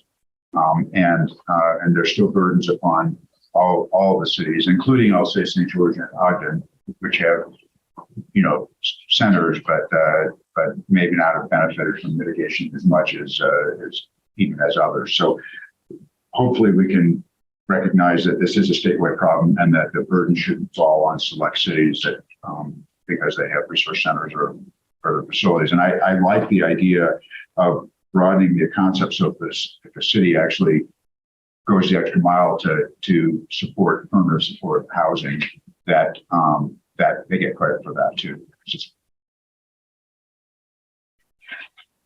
Could I just ask, I assume they're gathering some good data on the reason for the homelessness, if it's the high cost of housing or if it's substance abuse or whatever. I hope they're getting some good information and the number of homeless folks that are individuals versus mothers with children or entire families. Yeah, there's a statewide database that is the HMIS, and it gathers all of that for the most part. And so the state gathers that data and has been looking at it. They have a great staff for Joseph Jensen who digs into that. Try and address some of those causes. Absolutely. Absolutely. And I think that ties back to our first question, right? Is the goal to prevent this from happening or to mitigate it, as it is happening? So much good work has been done on this. Thank you.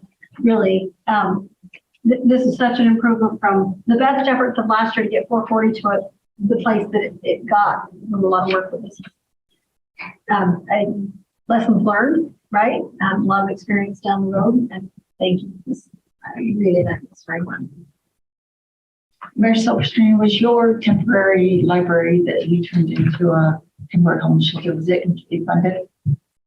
Is it right? Was it completely funded? So it is now using about at least a third to a half of the mitigation fund that we were otherwise going to be getting. So what we have been able to do is we have been able to hire 2 additional officers to be there when folks are staying there on intake and they leave, and we some really minor things about litter control and we wanted to do some creative things.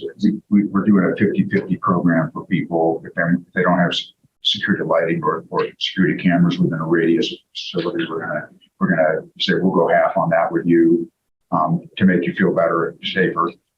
That I think has made a difference with some people that were just concerned. I mean, the thing of it is there's angst about this, even though there hasn't been an impact yet. There's certainly angst whenever something like this is moving into your neighborhood, right? And this facility, unlike the one we had 2 years ago, it does butt up against residential neighborhoods. So it's more embedded in a residential neighborhood than the other one was. Yeah, Chief Young from Ogden. Thanks. Can you folks hear me? Yes. Yeah. All right. Thanks for having me today. I thought I'd just take a couple seconds. I appreciate the league taking on this issue. Obviously, it's a huge issue for Ogden, has been for years. We have the largest shelter in the state. We're seeing a huge growth in homelessness in our area. I think some of the things that are critical to dealing with homeless have been addressed here. Supportive housing. I heard another individual talking about the cause of homelessness. We're dealing with a lot of people who just can't function at a basic level of what you'd expect from a human being, get out of bed, dress themselves, let alone go to work and pay a rent. So they need support in their housing to be able to be successful in housing. Our homeless advocates are seeing average waits of 4 to 6 months once somebody receives a voucher to even come up for potential housing to be available. And that's with us in Ogden City already carrying a huge load of low income and supported housing in the counties. So the other thing we need to consider is where's this housing going to go? Because there's always this push to make it cheaper to put it closer to the services, but we're just kind of like we were doing with the halfway houses. We're just kind of growing the problem by continuing to put it all in the same place. You got to kind of spread it out across the state in its right proportions, I think, to be successful and make it the community problem that it should be. And just lastly, one thing I mentioned, 2 more things real quickly. I noticed on here the term regulated camping, and I just want to encourage the board to consider the fact what we've taken the stance is that there's no camping that's an appropriate way for a human being to be safely housed.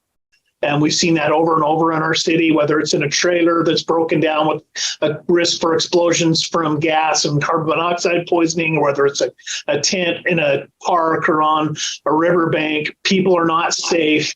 They're not safe from the other transient population. They're not safe from the environment. They're just not safe in a situation where they're camping out on the streets. So I would just encourage you to continue to not support that type of activity, because it makes it hard for us to regulate it when there's this overall feeling that, why are we not allowing these people to camp somewhere? They don't have somewhere else to be. Well, we're not allowing them to camp somewhere because they're just not safe camping somewhere.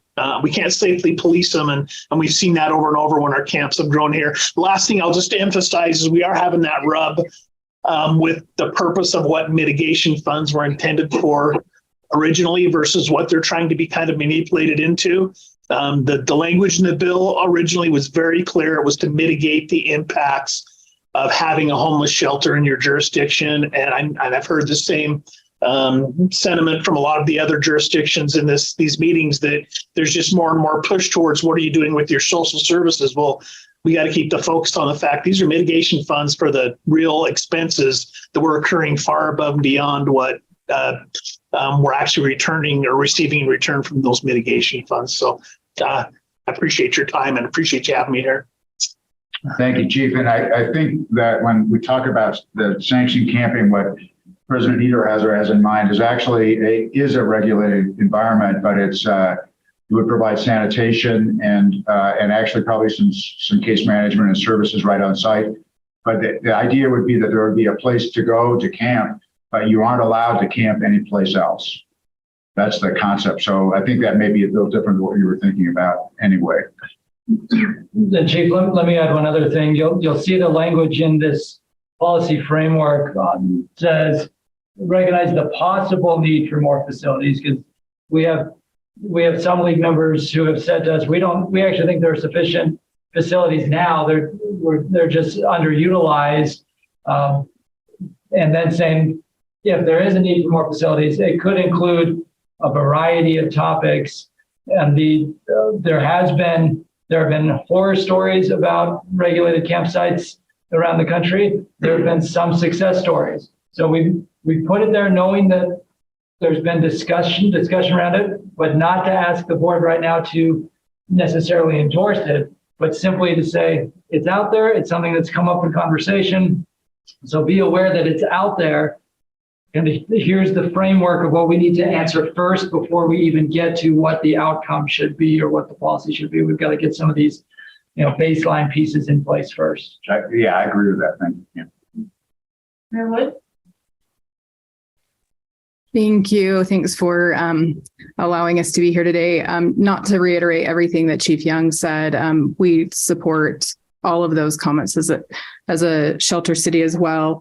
And just an emphasis on looking to increase the homeless mitigation fund because the need is there, and clearly with needing additional facilities, it's going to require more mitigation funding.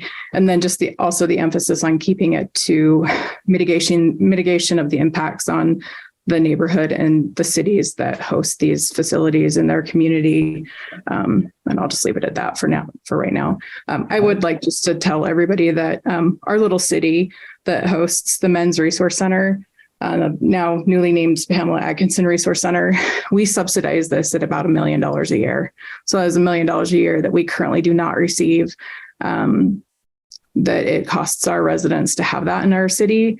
And that's not including the 75 bed flex that due to HB 440, not fulfilling all of the need that's there, made it so that we had to flex the 75 beds.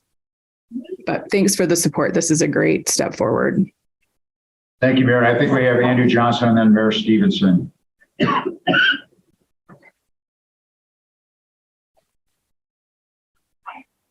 Andrew, are you there? I apologize. Sorry, I thought Mayor Stevenson go first. Okay, thanks, Andrew.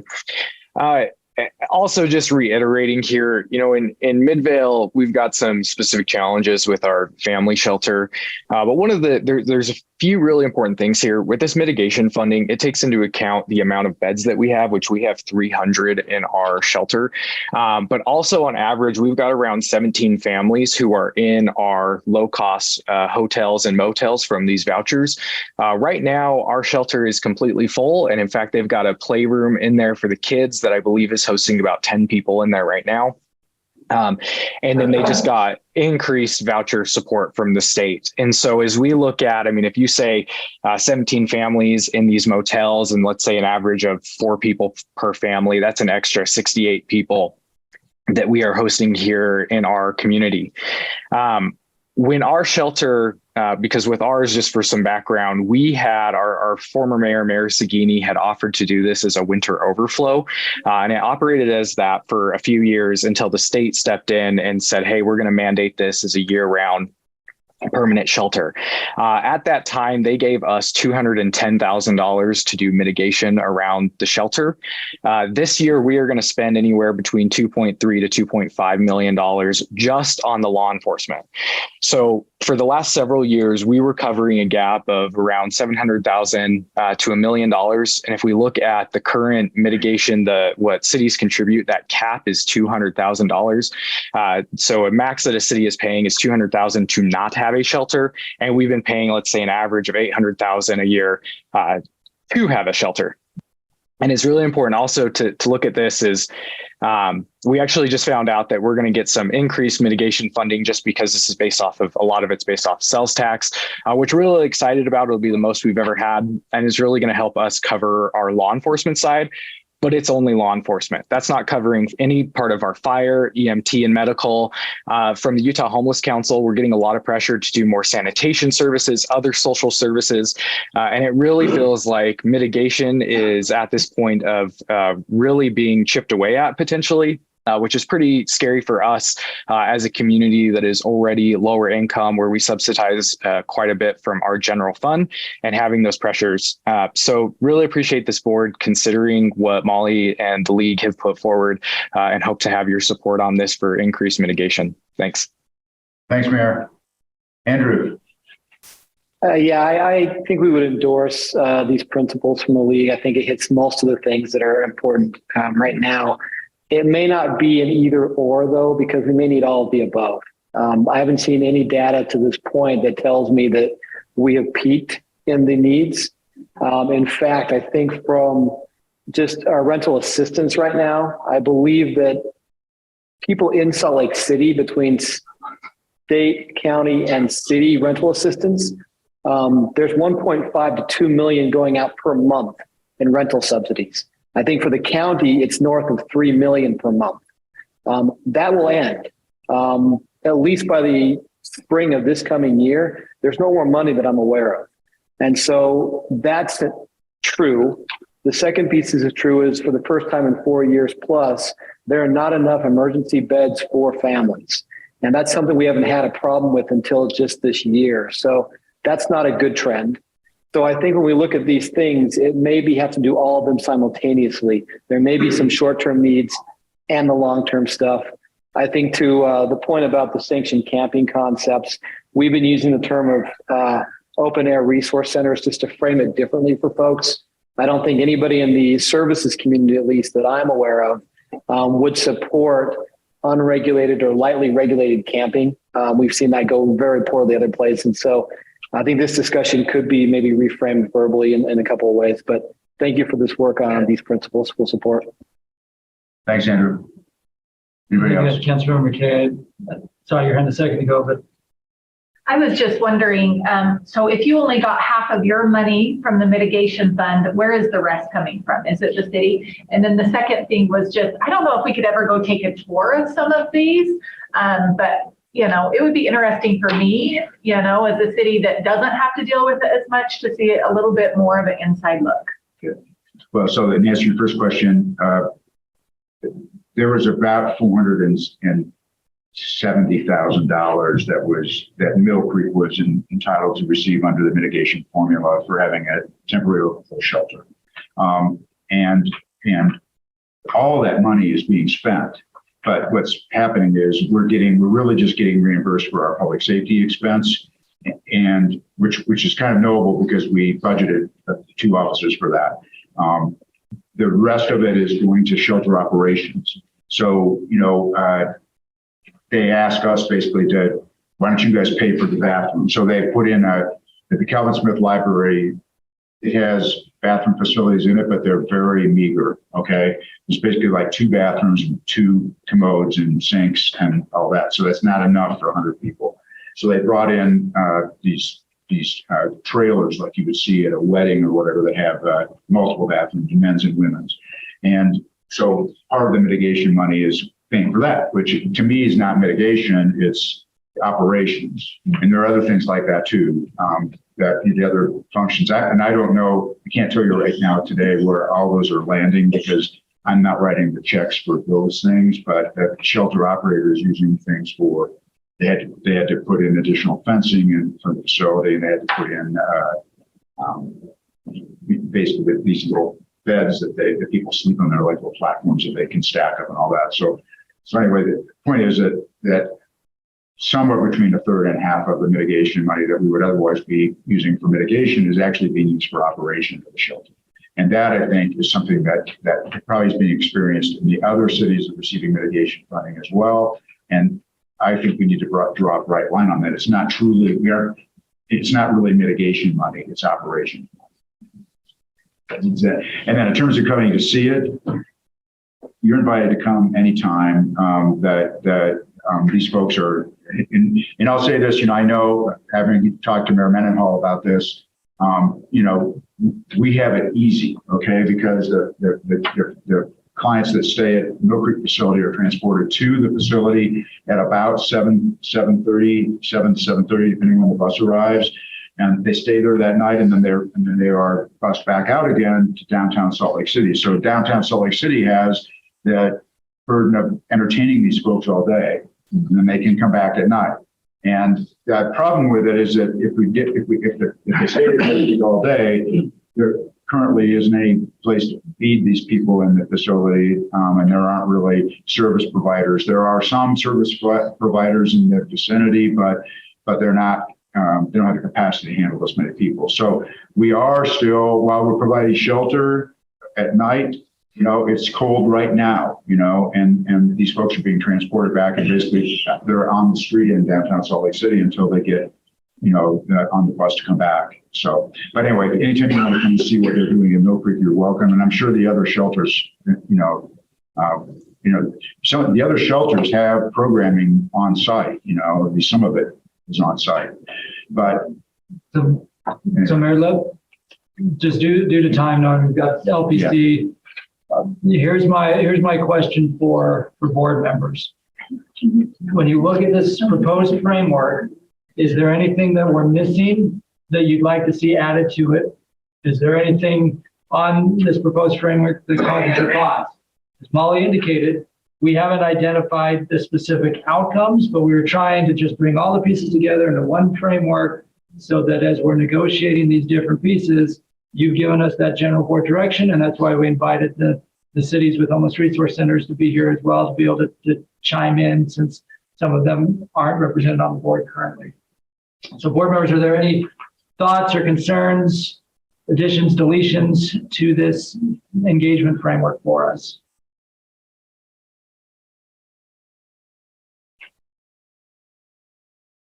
then if that's the case, then I'll look for a motion to. So Andrew raised his hand. Andrew. We could go back to him. I just wanted to. Sorry, Andrew, go ahead.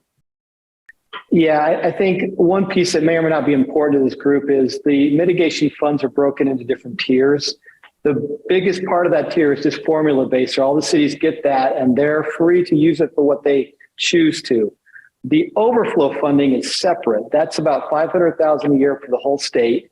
And that's done proportional to the number of overflow beds that are in the city by statute. The difference this year was the legislature added $1 million in one-time funds into that, so 1 to 1.5 million. That was still supposed to be proportional put out. The State Homelessness Council, though, took a vote on the recommendations of the Office of Homelessness Services because of the funding needs were discussed. And that State Homelessness Council voted to make the 1/3, 2/3 changes this year just to that overflow money. That's why Mill Creek was allowed to keep 2/3, up to 2/3 of it for their needs, and 1/3 went to the operators. For Salt Lake City, I believe South Salt Lake as well, that 2/3 of that money had to go to the operators based on that state vote. So the statute itself said one thing, they voted to do something different this year. So that may be important in some of the discussions. Well, Andrew, let me just piggyback on that, because it gets back to Mayor Capuzzi's question at the beginning of the appropriation requests that are coming. Last year, we lobbied aggressively to get the 5 million of ongoing and to get that 1 million of one time once it became clear there was going to be an overflow, because we didn't want the overflow money competing with the ongoing money. You add more needs to an already insufficient pot, and everybody gets less than what is needed. So we lobbied successfully to get both of those dollar amounts. We'll continue to lobby for it. Every city in this state, every city in town, whether you're Manti or West Jordan, contributes into the mitigation fund. So that's why this is a league board discussion, because you all contribute, and it's more or less a head tax. It's more or less based on your population, and that's what you contribute with a certain cap. Okay. So part of the discussion here, again, this framework doesn't necessarily say that cities should pay more. What it is instead trying to get to is to say the mitigation fund should include state and local dollars, increase as necessary to meet those needs, which ideally we've got metrics helping inform those needs, and then preferably with new revenue options. Because it may be we get to the point where cities do need to pay more to help the Midvales and the South Salt Lakes meet their needs. Because right now, even with the infusion of state money, it's still insufficient, as you heard those cities reference. So we're not asking you right now to cast a vote on how much Bountiful or Clearfield should pay in. You're already paying something, but as part of this overall evaluation, you set these principles, we'll start building some policy concepts, and Wayne Niederhauser and Representative Ellison are awaiting policy concepts for us by the end of the month, which is why we wanted to get this framework in place first. Do we have Jackson, Wyoming contribute as well? They currently should. Yeah, too soon, too soon. But needless to say, that article got a lot of run. I was copied on multiple text messages and emails about it. Well, I hope people appreciate how objectionable that kind of practice is, for anybody who does that kind of thing, especially one of the most wealthy cities in America. Okay, sounds like we have consensus that this. We should take a vote. Yeah, that's what I'm saying. That we have consensus that these principles are the direction we should go, and I look for a motion to give staff direction to that. So, Mr. Chair. Okay, we have, all right, we have a motion by Mayor Ramsey, I second that. second by Council Member Kay. Further discussion? All in favor? Aye. Aye. Any opposed? Okay, that carries. Thank you, Cam. Okay, let's be ready for the executive. Yep.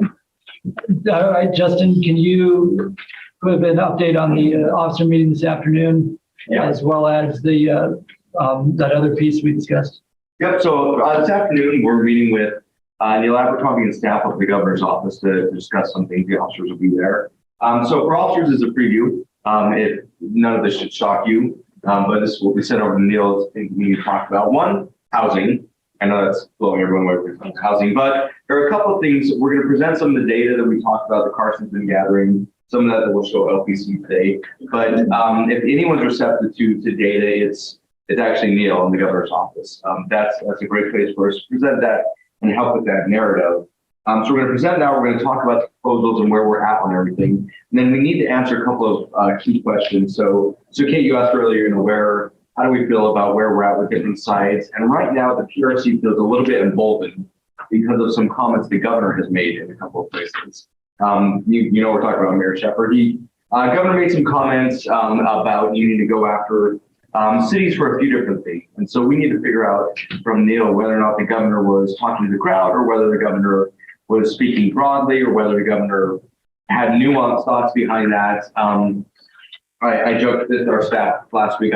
I've never, in the 7 years I worked with Governor Cox, ever had to clean up anything he said in a public meeting, but I know that does happen sometimes when people go out and talk places. So we need to find out what he meant by some of these statements. And I think that will help us answer some of the questions that were asked earlier about how emboldened does the PRC feel because of these, or is there something more nuanced behind there? And then we need to find out what the governor's goals are for the sessions. We need to figure out what success looks like to him. We know the governor likes to let the process play out. And again, we need to see if we can nail down a little bit on where the governor actually wants us to go, or if he still is watching and waiting to find out what's going on there. We also need to talk a little bit about short-term rental negotiations. The governor has he hasn't really put a marker in the ground yet as to where he wants to go with short-term rentals, but he has talked about wanting to do something with short-term rentals. And based on where the negotiations are on that piece, if he wants something to happen, this is his time to say that he wants something to happen and get involved. Justin, can I interrupt you for 1 second? Yeah. I don't know if you guys, you're obviously welcome to hang on, but I'd like to thank South Salt Lake, Midvale, and Salt Lake City and Ogden for participating in our discussion on the homelessness issues, and we appreciate your input. Thank you. Go ahead.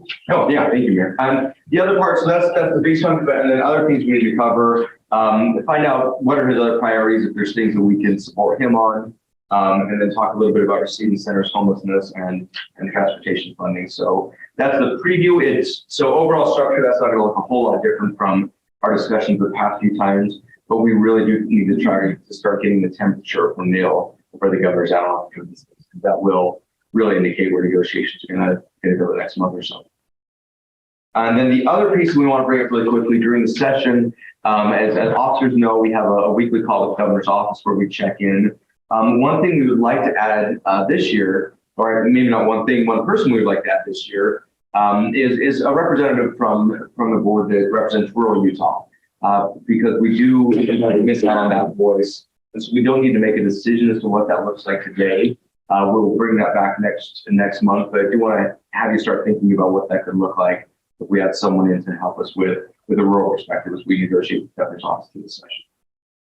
And I'll just say, we have in the past invited Mayor Monson from planning to join us on that to represent that interest. And it's up to, not how we decide who does it, but I do appreciate, Logan, I appreciate your participation on that, and it's valuable to have a rural perspective in the room.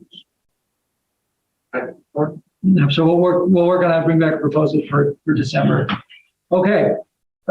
Executive Director report, it's 11:27, and my goal is to have us out of here by 11:35 to make sure we can actually leave by 11:40. Well, you can make it about all 20 minutes every time the lights right. Yeah. That's right. Yeah. Kate will lead the caravan, and the nice thing is Gary's already there to be the LPC welcoming committee as people arrive up there. I'm going to turn it over to Rachel, Terry, the Deputy Director, to just give a quick update, because this will set up those core questions that we will discuss in detail in December. But we thought before we came to the board and asked you, what do you wish we would do more of? It's important to remind people what we've added to the league mission just really since Rachel joined us in January. So Rachel. So my position was new in January, and one of the things that I've taken on is trying to coordinate some of the things outside of the advocacy space and operations. So really the additional offerings that we provide to our members, and that includes training and other specific programs. And I'll just highlight a couple so that you can think through what else we're missing. The Guiding Your Growth, we've been coordinating with the state and with the Utah Land Use Institute to try to shape what they've been doing so it's more beneficial to our cities than maybe where it started out. And then as part of that, we're taking what we're learning from the feedback and coordinating with the Ombudsman's office, with ULUI and us to make sure that any training that comes from this initiative is things that you actually want and will be useful to your cities. Your Land, Your Plan, we've talked about that. That is a public assets initiative that's being funded by Intermountain Healthcare and supported by Zions Bank. And the first big session will be January 9th. It's targeted specifically for electeds. And what that's supposed to do is give tools to cities to better integrate their underutilized real estate within their city for fiscal and health impacts. Shared administrator, that's something where we will, if things go as we've proposed with the governor's office, is we would coordinate to provide city administrators, share, however you want to call it, depends on who you ask, but to provide administrative support to our cities. There are over these 150 cities that don't have a city manager of any kind or city administrator. And so what this would provide is expertise that doesn't already exist in those communities. How we'll shape that will be something that we focus on once we know how much money we have to work with. But we're hoping that the league is really the leader on this, so that we know how to tailor it to provide the most impact based on the amount of dollars we get. And we'll be coordinating with the AOGs, with our rural cities, with the City Managers Association to make sure that that program is designed to truly maximize what we can accomplish given that resource in the number of cities who don't have. Rachel, I can tell you from my conversation with leaders in some of our smaller communities, they are super excited about this. It's something, so there's a real need for it, and they are eager to begin. And that will take a lot of coordination, because given the need and the actual number of individuals, we have to decide how do we achieve the most impact given that resource, and that's going to be a lot of coordination. And then we've added on physician trainings, the launch of the league, more outreach, more engagement. So those are the things we're doing in this non-access, non-operational space to try to provide more services to our members. And so the real question that we'll ask in December is, what are we missing? What else do our members see that we provide that we're not doing? Yeah, exactly. So the two questions you see in italics, and thank you, Rachel, not just for the presentation, but for all the work over the last few months since you've joined the team to try to bolster that space. We've done strategic surveys to the members before, and always their top priority is advocacy. And Rachel knows, because multiple staffers warned her when she came on, that advocacy consumes everything. Even our operations team gets pulled into advocacy, right, Nick? I mean, advocacy is just all consuming year round. We hire a staffer, the person immediately has a huge advocacy role. So there may still be things in the advocacy space that you wish we were doing better, or there may be things in advocacy that we're not doing that you wish we would do more of. And that's why we wanted to plant these two seeds, because December should be a quiet enough board meeting that we can actually talk about it as a group. And then when we bring the dues back to you, again, dues make up the majority of the budget. So if there's any major shifts we need to make budget-wise, we have to think through the dues as part of it. The other thing I'll add here is you'll see an update around the league communication plan with Utah policy. Actually, before I do that, are there any questions for Rachel or any questions about these two questions before I hit the Utah policy piece and Susan? Okay. So again, our request is come prepared in December to answer these questions. And please, between now and then, reach out to your city colleagues, ask them for feedback as well. That's also one thing that we, as one of our strategic goals, is to connect you with the cities that you represent. One way we could potentially do that is facilitating you sending holiday greeting emails to cities that you represent. We've done that in the past with some success. And another piece that we're looking at developing is the partnership with Utah Policy. Some of you may remember several years ago that with the previous Utah Policy publisher, that we would have submissions from league board members on key topics on Utah Policy. Utah Policy has since shifted management, but when the league officers, Justin and I, met with the Desert News editorial board in October, Holly Richardson, who is now the publisher or the managing editor, I think, for Utah Policy, requested more city input and more city materials. So again, we're looking for volunteers from the board who would be willing to coordinate with us to submit. Susan, can you just add a couple of thoughts from your conversations with Holly? Yeah, sure. So I spoke in depth with what she's looking for, what she wants us to provide. And she's interested in everything from profile pieces on local leaders, why you ran for office, why you're so concerned about your community and what you hope to accomplish, to issues-based pieces. And one example, like with Councilmember Bradshaw, we were talking about the outdoor recreation tour that they're doing to talk about the grants available to communities. And you wrote a nice email that could be crafted to appear on their website and in their daily email. And that's the kind of thing that we're looking for. So that could be modified, if you're okay with this, to send to Utah Policy and to share information about things that are going on in your cities or towns or throughout the state that they can share with their audience, which is politically minded and policy minded. They are looking to receive content from us as much as we can give it to them daily. She even said if we wanted to do that, it's quite a commitment. But if there is something, a best practice in your community that you want to share, or just even are willing to do an interview with them, or they do this little like a web chat like we used to do, or just write something up about yourself, or even our Meet the Mayors and Meet the Board series that we've been working on. We can send them those and they'll post them on their website and share them in that daily email. So they're anxious to get started. As soon as we start providing content, we're good to go. So you can watch for that. They're called Utah Policy? Utah Policy, yes. They send out a daily email and they have a website as well. And you're on their payroll now? No, nobody's paying anyone. They just want our content. Yeah, I'm just saying they could look at some of the city websites and get some pretty good content in terms of and I think events and that sort of thing. I think they realized they could do that. It's a staff of one for Utah Policy. Yeah.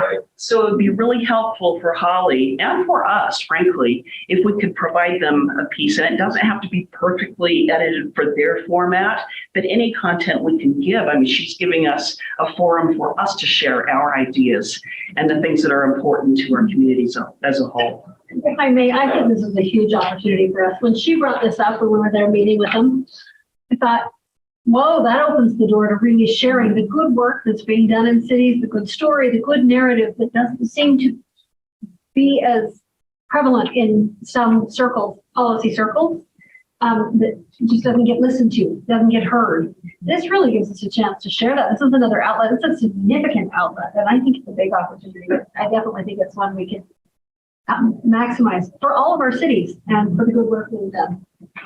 How many do they reach? I don't know. I've been getting it for years. I've been getting it since probably over a decade. Yeah, at least. Susan, do we send the articles to you and then you send them to Holly, or just directly to Holly? Let's go through the league for now, and maybe we can send them to Rachel. Oh, Rachel. Okay. Yep. So that's actually a nice, admittedly tragic segue. Yeah, I thought the same thing. To wrap up our meeting, Is there any other business, Mayor, that you need before I wrap? No. Any other business? No. Okay, because I do have an announcement that is with a heavy heart, but also excitement for her. Susan will be leaving the league next week. Do you want to tell people where you're going? Yes, I have accepted an opportunity to be the public affairs and PIO manager for Sandy City, which is where I live. So thank you. I look forward to new adventures, new opportunities, but I'll miss the work that I've been doing with all of you, especially with the staff. We've become very close and very good friends over the years. And I truly respect what you all do and your willingness to make the effort to work together to make our communities better. So thank you. Well, and I want to thank Susan because you see her as the communications expert. There's a lot of work she does behind the scenes about brand consistency, managing all of the communication channels, and just the overall professionalism of our communications and membership engagement. But on a personal note, like her positivity and commitment to the league mission over the last 11 years has been phenomenal. And the league is a much better place now because of Susan and everything she contributed here. So that's why I say with heavy heart, we're losing her,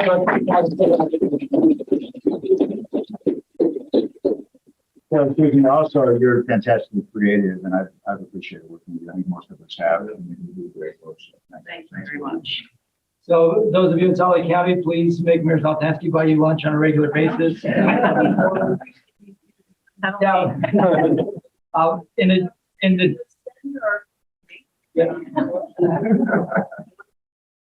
I'll figure it out. Yeah, figure it out. We've not announced it publicly. We wanted to thank Susan in front of this group first before we announce the position publicly. So we'll be doing that soon because she'll be starting with Sandy City after Thanksgiving. Additionally, John Oliver, who has been the man behind the camera for us on a contract basis, and he does all of our video production. He also will be leaving this fall, independent of Susan. So we're grateful for him and his professionalism and creativity. And again, he does a lot of unnoticed work. And so we'll be rebuilding that communications team here in the next few weeks. So if you have recommendations, let us know. Rachel will be taking the lead on it. And for now, Utah policy stuff will go through Rachel. So we're excited for both Susan and John for their next adventures. Glad that Susan will still be in the league family, even though she won't be coming to this office on a daily basis anymore. But we'll continue advancing onward and upward. So with that, Mayor Silvestrini, that's everything that I have. And Kate assures us we can still make it on time. Yeah, just time the lights right. Kate has a button that she can push in her car. And, I was promised a badge when I took a stroll. you know, most of your adjourned. We did move up. We spoke. Second. All in favor? We're still going to Adjourned.